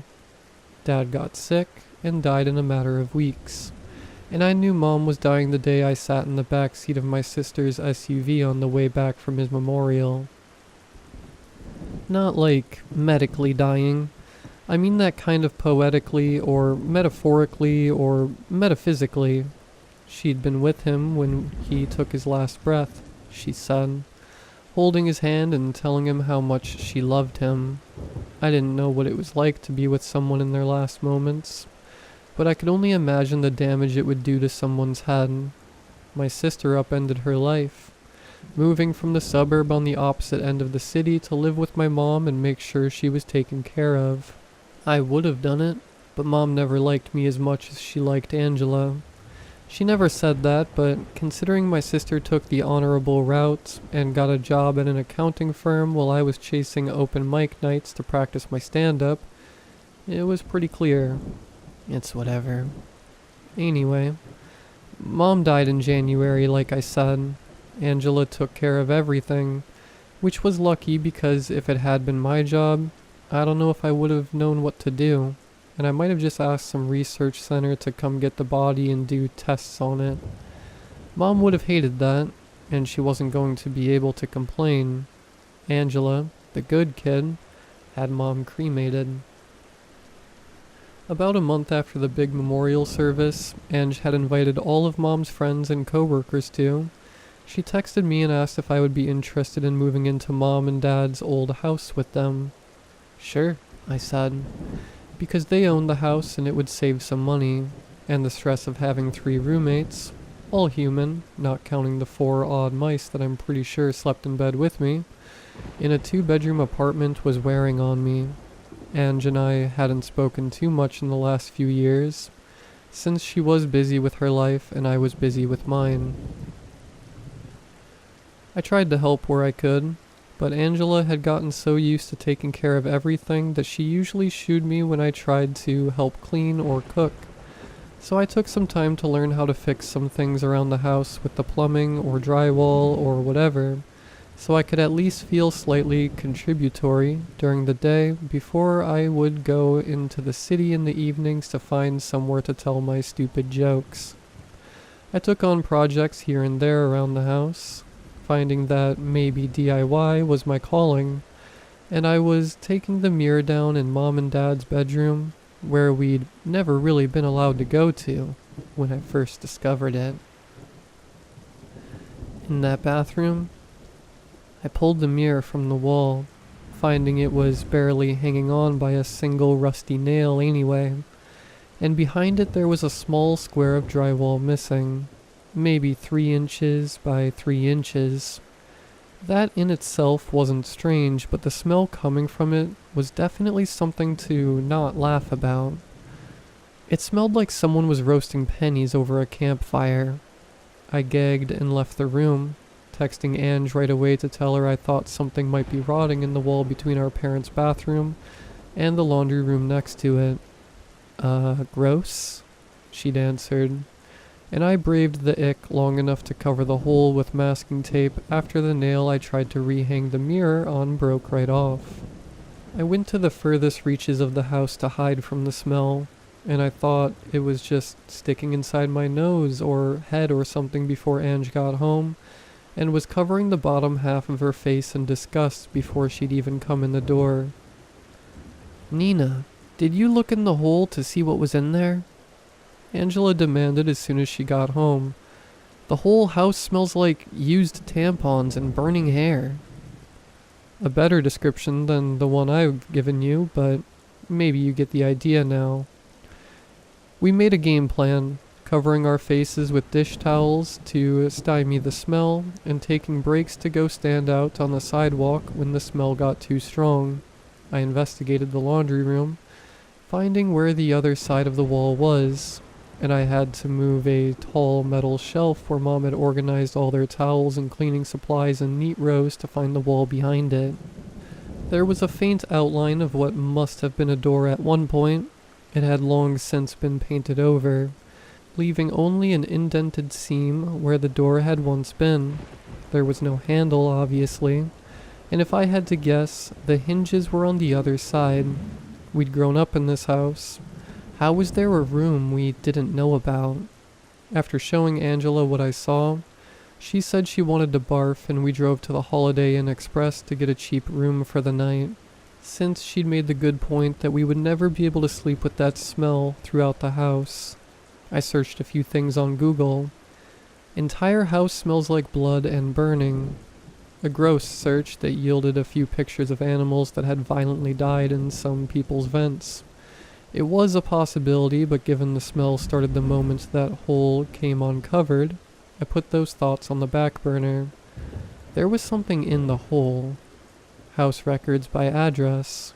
The county we lived in had a handy search tool that told me Mom's house was built in 1957, and that the blueprints for the house would maybe be on file in the county clerk's office. County clerk office email contact. I'm not going to wait until tomorrow morning to call. I heard back from the county clerk's office at 10 a.m. the next morning, and the lady had helpfully attached a PDF of the blueprints of the house, and I examined them as Angela dried her hair from her shower, carefully braiding it in anticipation of the gross day we had ahead. She'd taken a sick day off work after she hadn't slept well at the hotel, saying she didn't feel right working all day when the house seemed so messed up. The blueprints were pretty bad quality, honestly, but the faint lines were plenty for me to identify the bathroom where I'd found the hole. There was what appeared to be a linen closet there between the bathroom and the laundry room where I'd found the outline of the door, and when I told Angela as much, she asked questions I couldn't answer. How long had that closet been sealed off? Did Mom and Dad even know it was there? How long would a room that smelly take to clean? As we loaded up in the car, having checked out the hotel, I searched up a few more things. How to open a secret door in your house. The results were mostly YouTube videos on how to install a secret door. I didn't know the architect from Clue had a YouTube account. How to open a door that's been sealed shut. Mostly results from video games, but after some scrolling, I saw some people suggest that a sharp putty knife and a reciprocating saw might do the trick. Hardware store near me. The nearest one was about 5 minutes by car from the Holiday Inn.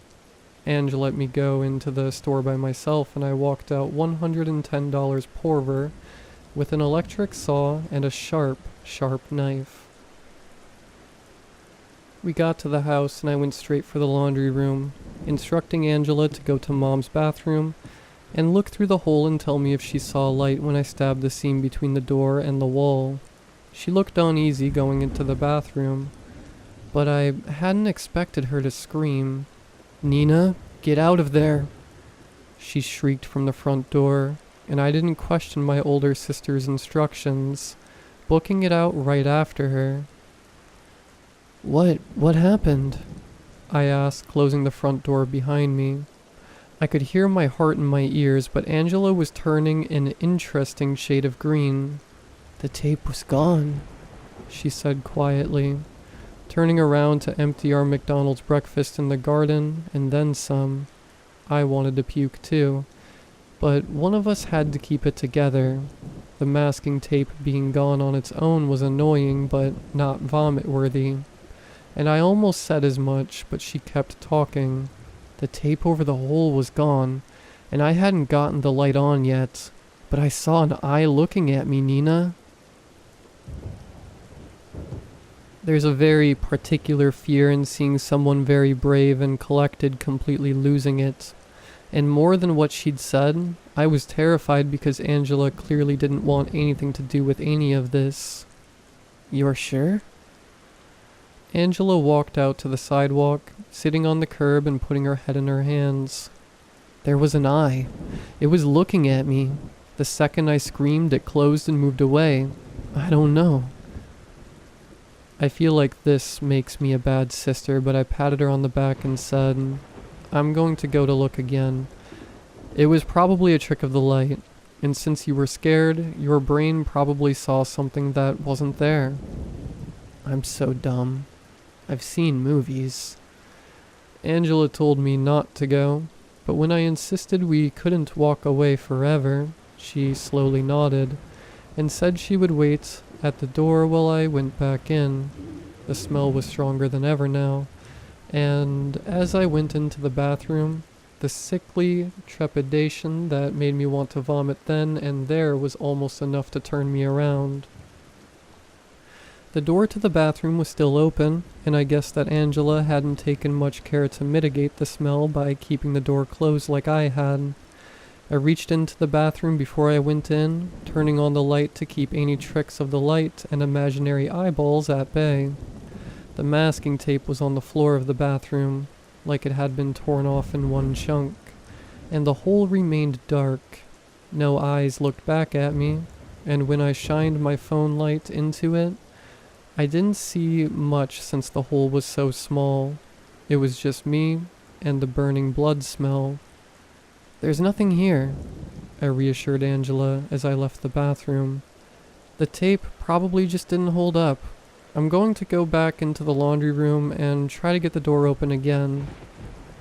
She didn't move, nodding with her face still devoid of color. If she wanted to stop me, she didn't have enough air in her lungs to talk. So I walked around to the laundry room and picked up the stuff I'd dropped when she screamed and got back to work on the door. All in all, it took me about half an hour to carve through the thick coat of paint keeping the door sealed, and I talked to Angela the whole time, trying to stay casual despite the fact that I could feel my guts trying to get out through my esophagus.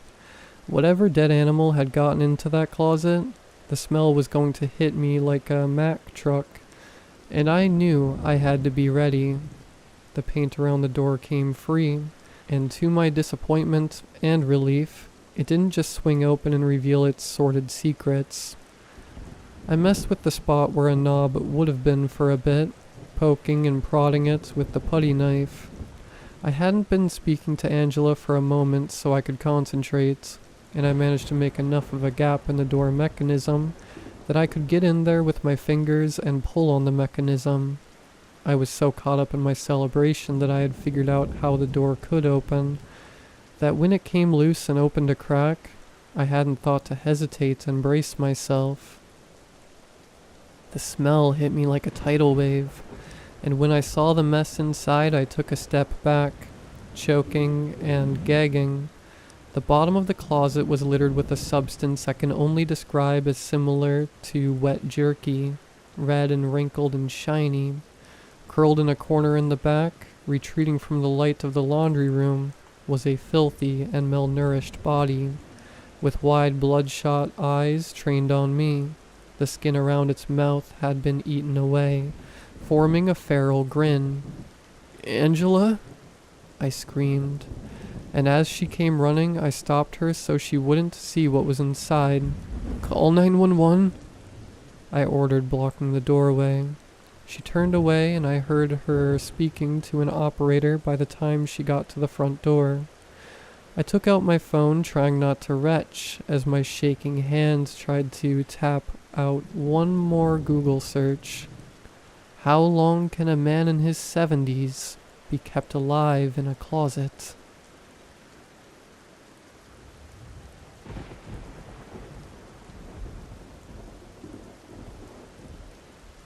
Do you avoid errands because you might bump into someone you know? Does the phone ringing make you break out in a panicky sweat? The school for shut-ins can help. Transform from shy, socially inept loner to life of the party. We can't make you an extrovert, but we can teach you how to fake it so well everyone will think you are. Grow from cocooned caterpillar to social butterfly in 6 weeks. Click to register. Wrapped up in my pajamas at my computer, I consider the link. No one can make me an extrovert, not even a fake one. You may wonder about me writing this post. Sure, I'm great online, but in person I can barely stammer 2 words. I turn red and sweaty and I panic fart. Which would be funny if I were a charming extrovert and could make a joke from it. But I can't, so I just die inside. Last phone conversation I had with my boss, I ended with, "Love you, bye." Because the only phone calls I ever make are with Mom. Needless to say, I quit my job. Just ghosted. Couldn't face the fallout of that. Okay, maybe I need this class. I sign up. Week 1. Week 1 opens with some pretty generic videos explaining types of anxiety. Those who are comfortable are asked to write an introductory post. Those who are not can fill out as much or as little as we want of a questionnaire. But at minimum we need to pick a username. Mine is Frogger. There are 16 of us in total, and I'm surprised to find that a lot of my classmates have social anxiety even online. Only about half write an introductory post. Our other assignment is to journal about our biggest fears. I write. I'm worried that I am worthless and will never find love. I'm basically a female incel, and my greatest fear is that I will never like myself. There, I said it. I'm 22 years old. I obsess over everything I do or say. Every mistake I make burned forever in my brain.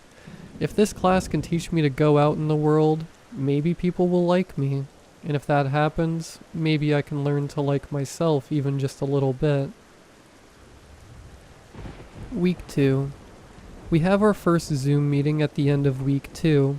We're working toward week 4, which is the big week when we have our in-person meetup, which will require us to go to an actual cafe. We don't have to talk to anyone. We'll place our orders in advance, and our drinks will be waiting for us at tables with our usernames. We'll pull out our laptops and conduct class online, but we will have to be in the same space, breathing the same air, being together. It makes me nervous. I'm sure it makes everyone nervous. So to get us ready, week 3 is our first synchronous online Zoom. And to get us ready for that, week 2 is our first synchronous online chat. We only spend the last 10 minutes of class in the chat. Our instructor, Brandon, coaxes replies. Brandon: "Hey everyone, how are you doing?" Okay, how about we all just say hi? Trudy: "Hi." Brandon: "Just type hi in the chat box, please, so I know it's working for you." Trudy: "Hi." Frogger: "Hi." Everyone is nervous, and 2 people have already dropped the class. We're down to 14 students now. Our instructor nonetheless applauds everyone, even those who only lurked. He tells us we are doing great. Week 3. Week 3 is our last online session. We join Zoom. On screen, our instructor smiles at us from the actual coffee shop where we will meet next week. Patrons sip drinks and bustle around him. The instructor cannot see us.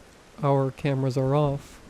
But he invites us all virtually to pull up chairs with our coffees. Brandon is a pleasant, professional man, in his mid-40s with red hair and a beard, chubby and good-looking. Brandon says comforting things like, "I won't expect you to talk. Don't worry. I actually love sitting in silence. Sometimes if I'm nervous, I pretend that instead of a person, I'm a cat. No one can talk to me because cats can't talk. That's how I used to convince myself to go out places. Not as Brandon, but as Cat Brandon. Wow, dorky. Makes me feel better about my own dorkitude. There's no pressure to say or do anything in the chat. After an hour, Brandon finally says that next week will be just like this, but we'll be in person. And remember, next week we're all cat people. We don't have to talk. We actually can't talk. It's not allowed, so don't be scared. But if you are, that's okay. You can be scared, cat, at your keyboard, just like today, and that's fine. Okay, Brandon, I think I can do the meetup. I'm ready for next week. Some people clearly aren't, though. We're down to only 12 students. Week 4. The coffee shop is exactly like it looked on Zoom. I find my seat with my name tag, which also has a cat version of me. We had to make these as homework and send them in. I can also see everyone else's cat versions. One person has a zombie cat, and another a cutesy animal cat. And of course, there are house cats and meme cats. I sit down and take my hot cocoa and open my laptop and join the chat. Our instructor Brandon sits at a table nearby. He definitely saw me come in, but he doesn't look up, doesn't turn around, doesn't even make eye contact. He also has his cat picture up, a fluffy ginger tabby. Cat Brandon. He can't talk either, per the rules. Okay, just a bunch of weirdos with coffee and cat pictures sitting around doing nothing. Check. Can do this. I wish I weren't sweating so hard right now. My stomach's in knots. About half of the other students are here already, and I'm surprised at the diversity. A 30-something woman in sweats, a man who might be in his 50s, a teen girl who is the only person younger than me, with pale skin and haunted, sad eyes, dressed in goth style, complete with smoky eye makeup. One guy, whose name is George, arrives late and says a nervous, "Hi, hey," to everyone as he sits at his place. We are all aghast. George, we're cats. You can't break the rules. No talking. Thankfully, George reads the room and stays quiet. Brandon's fingers rap on his keys into the chat. Brandon. All here? Good. Let's begin. Week 4, post-class. So the cat thing was actually pretty fun. In the chat, Brandon asked us each why we picked our specific cats. We could pass or engage. Then Brandon broke us off into pairs, to meet each other or to be quiet cats, if we didn't feel like talking. I even made one friend. Goth Girl. That's her username, but I'll call her Gigi. Is the first person I was paired with. She's closer to my age, so I think I was sort of drawn to her to begin with. And she's kind of cute, and okay, let's be real. I am never going to approach a cute girl IRL, but like, from my keyboard? I asked her about her cat pic, which is this super creepy, scary monster thing that honestly does not look like a cat at all. And she was nervous to share, so she told me to go first. Frogger. Okay. Well, mine is a cat in a frog hat because I have kind of a weird frog face. Gigi snuck a peek at me from across the table, then quickly looked down again and typed. Gigi, I don't think you look like a frog. Well, maybe a little. Frogger. It's okay. I totally do and know it. Hey, you know why frogs are so happy being frogs? Gigi. Question mark. Frogger. They eat whatever bugs them. I got that from a joke book. So what's with your cat from your worst nightmares that clearly is not a cat? Did you draw it yourself? Gigi. Yes. Frogger. You got skills. I'm impressed. My only talents are looking like a frog and sharing frog puns.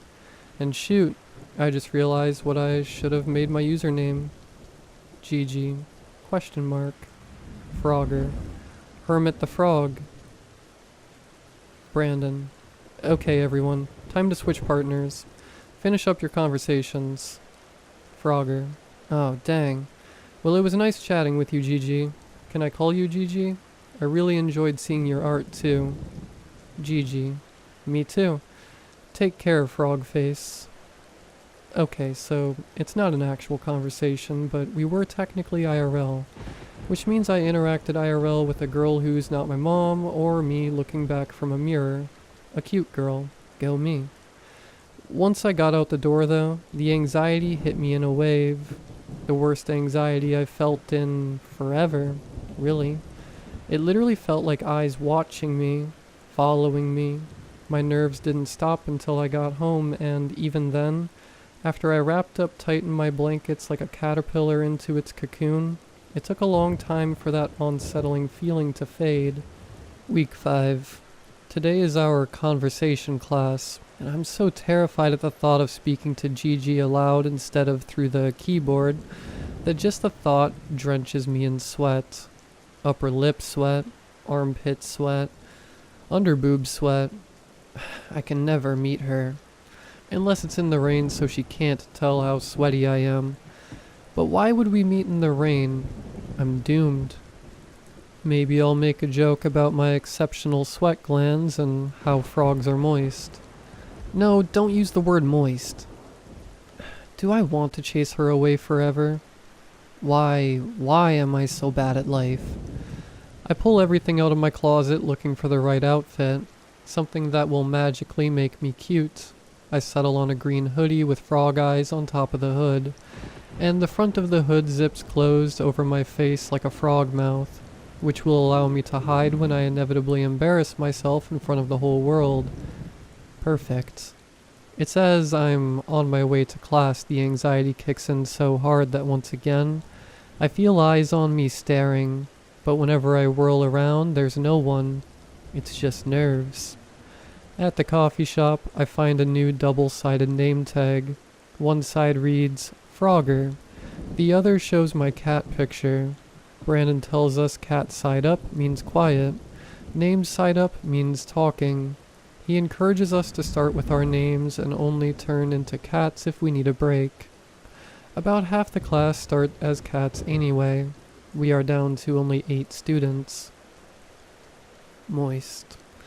I keep thinking in my sweltering hoodie, wishing I could shunt the word out of my brain forever, but unfortunately, it's how I am and how I feel. Kill me. I almost sigh in relief when I'm not paired with Gigi, even though I'm desperate to look into her beautiful sad eyes and joke. Look, we're the princess and the frog, except the frog never turns hot.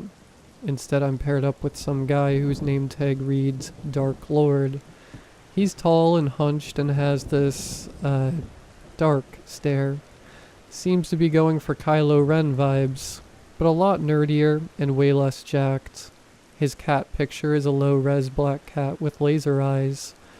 We've been given conversation cards to facilitate our interactions, but he only glares down at his cards, not making eye contact. Finally he mumbles, I'd watch out for her. Huh? I say. Haven't you noticed? Intensely stares at cards. She doesn't breathe. And even though I'm melting in my hoodie, suddenly I'm chilled. I try to sneak a glance over at Gigi. When I look back at Dark Lord, he's eyeing me with such a burning intensity I feel my skin crawl, but he quickly drops his gaze and reddens. He really can't look anyone in the eye, apparently. After a few more partner swaps, Gigi is my last conversation for the day. She still has her name tag on the cat side, and looks utterly shattered by the conversation exercise. Apparently, she just can't bring herself to make so much as a peep. Her face is red and her eyes damp, and even though it's her turn to start by reading a question from a card, it's obvious that isn't going to work for her. I have an idea, and I reach over and tap the top question on her list. What is your name? Then I point to myself, tugging my frog hoodie and circling my face with a finger. Frog face.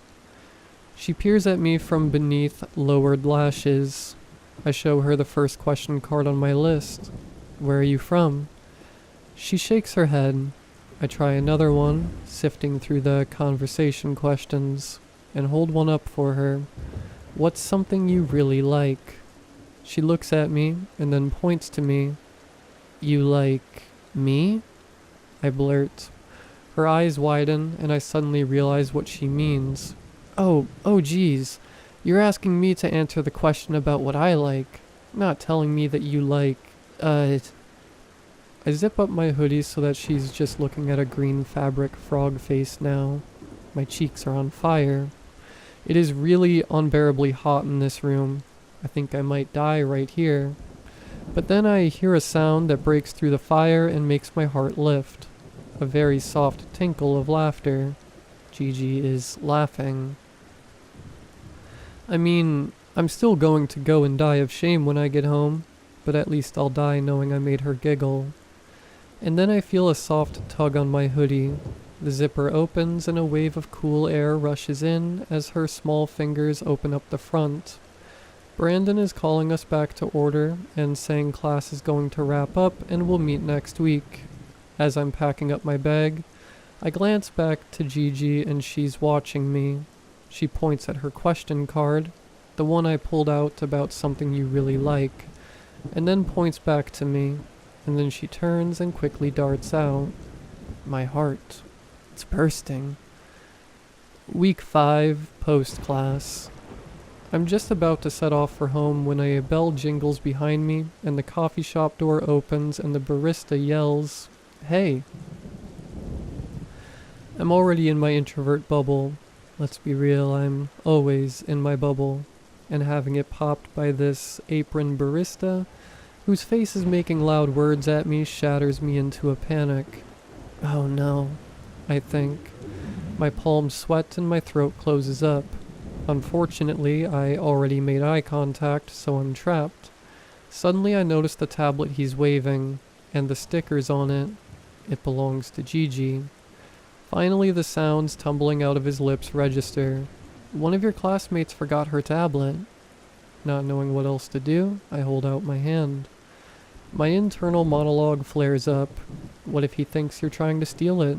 What if he takes the opportunity to strike up a conversation? You'll have to pretend to faint, and when he goes in to get water for you, wake up and run away.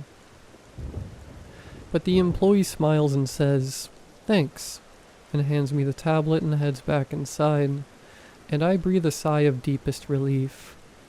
Well, I survived that. The sky overhead is a deep and beautiful purple, the stars just coming out to twinkle, and as I recover myself, looking up the street for Gigi, it feels like they're shining just for me. I spot her tiny form retreating in the distance and I follow her. For once, I don't have that feeling of eyes on me, watching me. It must be because my nerves are finally settling. Am I becoming a better, braver Frogger? I fantasize about handing her tablet back to her, our hands touching. No, she will snatch her fingers away in disgust, and God, even my fantasies are a fail. I fantasize about smiling and tucking my sweaty hands back into my pockets after I hand her tablet to her, and offering to walk her home. But with each passing step, it feels less romantic, more like I'm just a stalker, if she'd only turn around for a second so I could wave. I should just go home, keep our interactions safely online, and I'm about to do just that when my phone pings. Dark Lord. Look. Dark Lord. Picture. I click the links and open 2 images that I stare at for several moments in confusion. The first is a class of 1993 yearbook photograph. The hairstyles and clothes outdated. The second is a senior photo from that same yearbook, with the name Genevieve Grayson. Genevieve looks exactly like Gigi. Frogger. Whoa, is that her mom? Dark Lord. Are you an idiot? It's her. His insistence on some girl from a 30-year-old yearbook being Gigi seems ridiculous. It has to be a relative. I mean, it looks exactly like her, but for that to be Gigi herself would be impossible. And yet, a shiver creeps along my spine, because it's not just a resemblance. The girl in the yearbook photo looks, well, identical. Something isn't right here. Something isn't watched. I feel like I'm being watched. I glance around and then I tuck the tablet into my bag. I've lost all trace of Gigi. I'll have to message her about the tablet later, but now as I turn and hurry home, I'm certain I hear footsteps behind me, certain that eyes are on me, following me, that something is drawing nearer and nearer. Meanwhile, my phone is pinging again and again. I risk a glance and see Dark Lord messaging me. Dark Lord, have you noticed how the class keeps shrinking? Dark Lord, I got the class list from the teacher. Well, stole it. Dark Lord, anyway, people aren't dropping. Dark Lord, they're disappearing. I found missing persons reports. I tried to tell Teach, but he thinks I'm a conspiracy theorist. So I looked myself. That girl you got the hots for, Frogger? On the class list, her name is Genevieve Grayson. Same as that yearbook. And guess what I found out about Genevieve? Frogger, are you still there? Are you home? Are you safe? Frogger, emailing you. I'm running now. The phone in my pocket. The shadows seem to be closing in around me. That feeling of being watched has intensified so much I swear I can see eyes glinting out at me from the dark.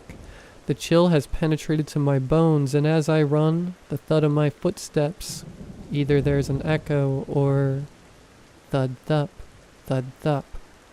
For a second set of footsteps, just under mine, hidden almost to be inaudible by the pounding reverberations. Someone running after me, almost at exactly my pace, but ever so slightly with each step, catching up.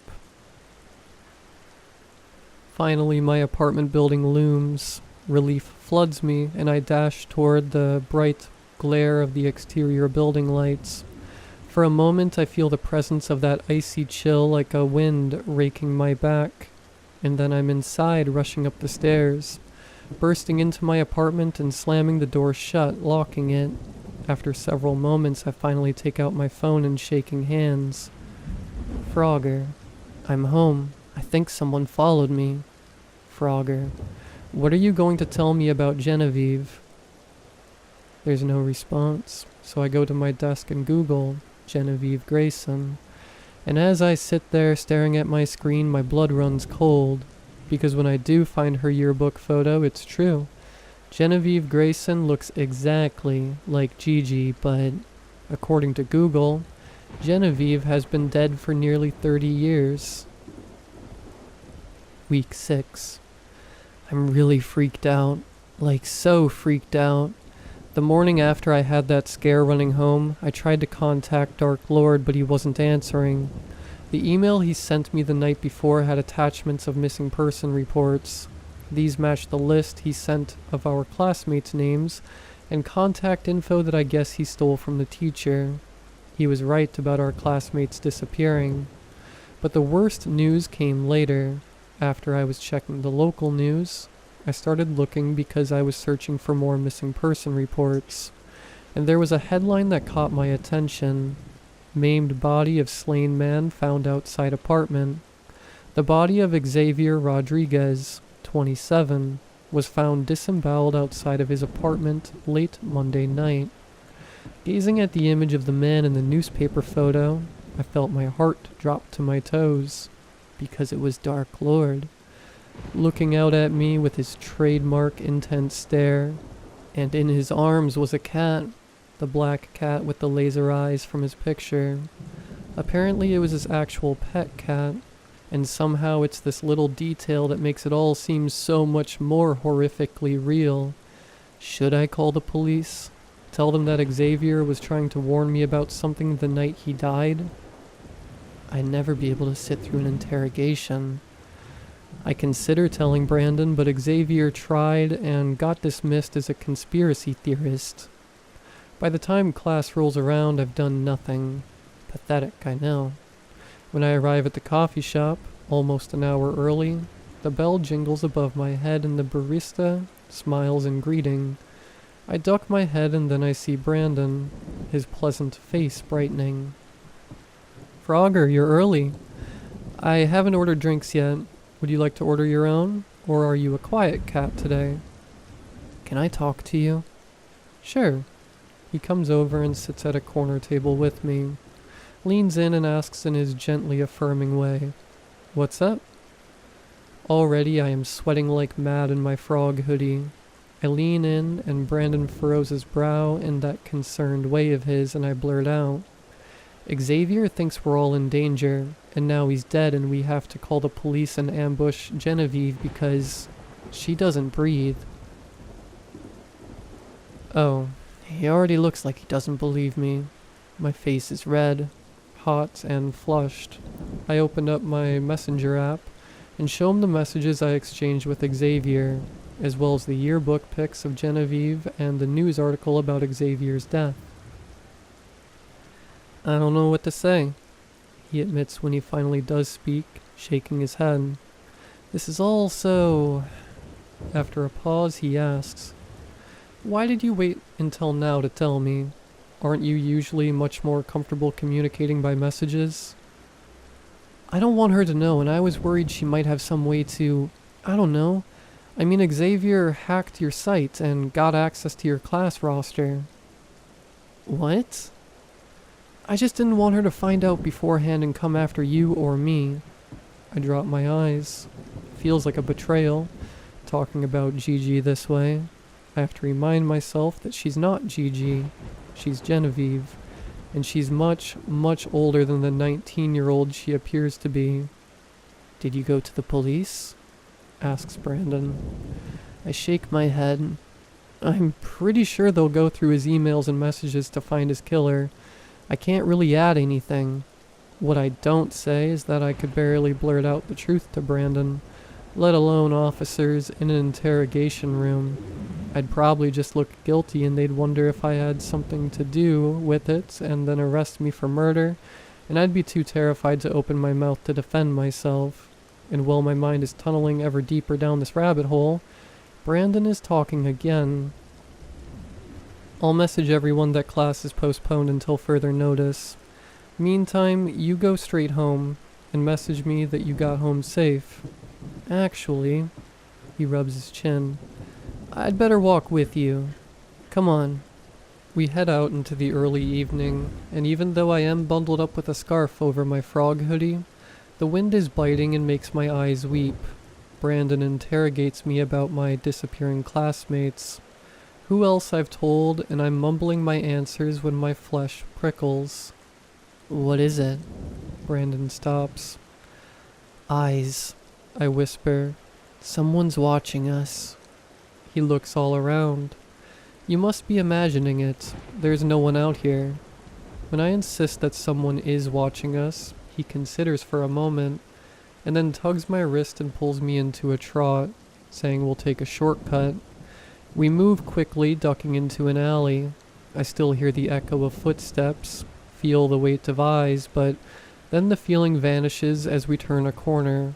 Brandon takes us further away from the street, deeper into the back alley between buildings, and finally stops by the dumpster at the rear of what seems to be a warehouse. "Still feel eyes?" he asks. I shake my head. "That's good," Brandon says in his mellow, reassuring voice. "I wouldn't want there to be any witnesses to your imminent demise." Huh? His words register too late. And then I'm on the ground, struggling for air because he has me pinned. He smiles and his teeth are long, sharp, and there are too many of them to fit in his mouth. He lifts a hand to wipe away the saliva that dribbles down his chin, and his eyes have a feral glow. "Xavier got too close," he remarks. "I had to get rid of him. Didn't realize he showed all his findings to you.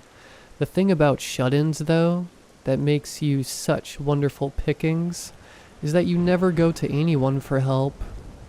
Every time, every class, if there's anyone suspicious, and usually there isn't, but if there is, you always come to me. A shame, Frogger. You made real progress. I'd be proud of you if you didn't smell so delicious. His teeth have gotten too long for his mouth, and warm, wet droplets fall onto my face. And then it's back. Eyes. Watching me. Soft footsteps.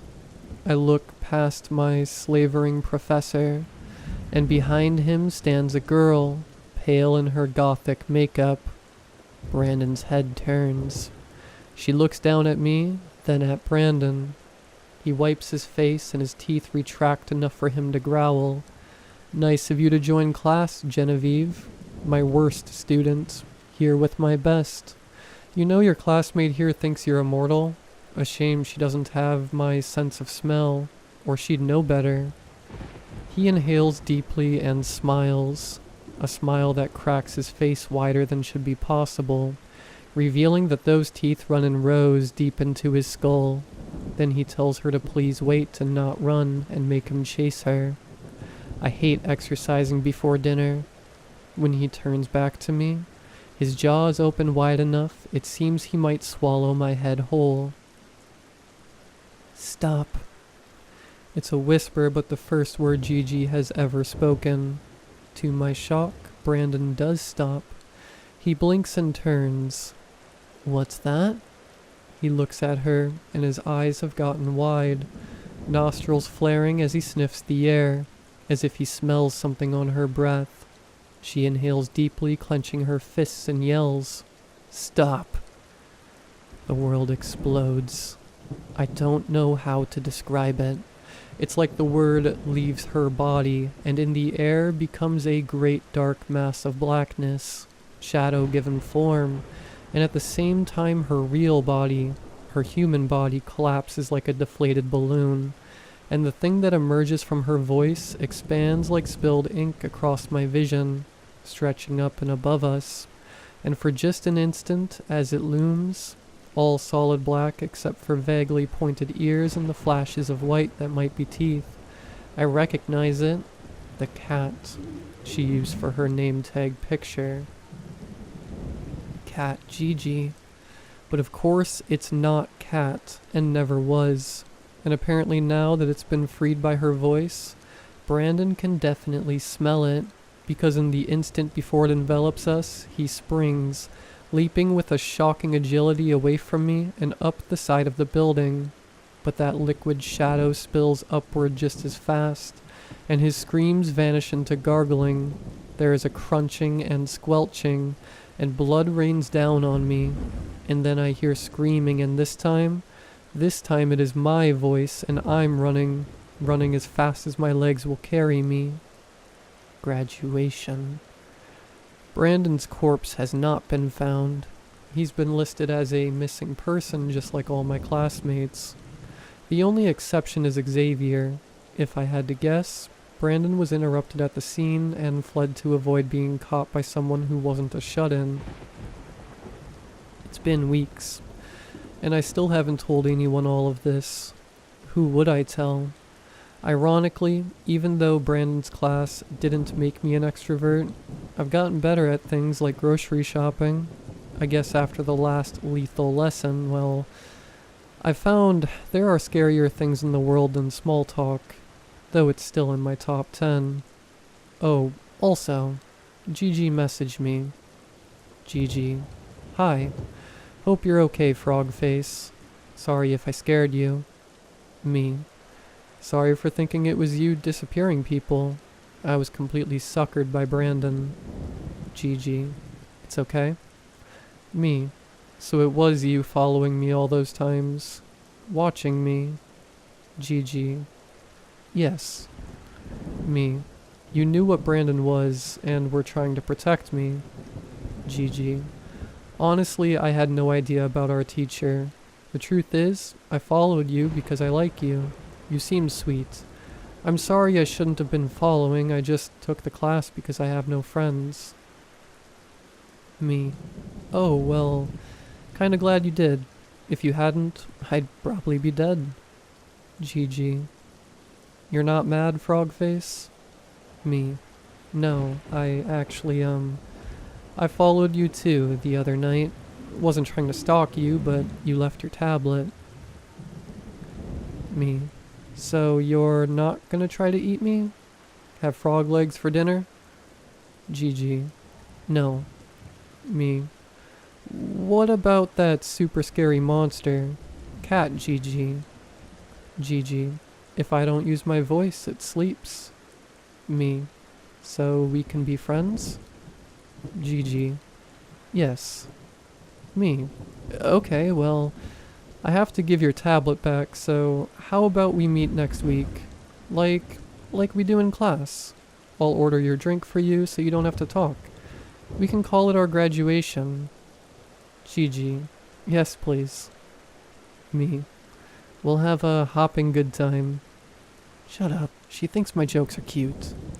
So, my new friend might be a monster. And she did just eat our teacher, but you know what? I'm cool with that.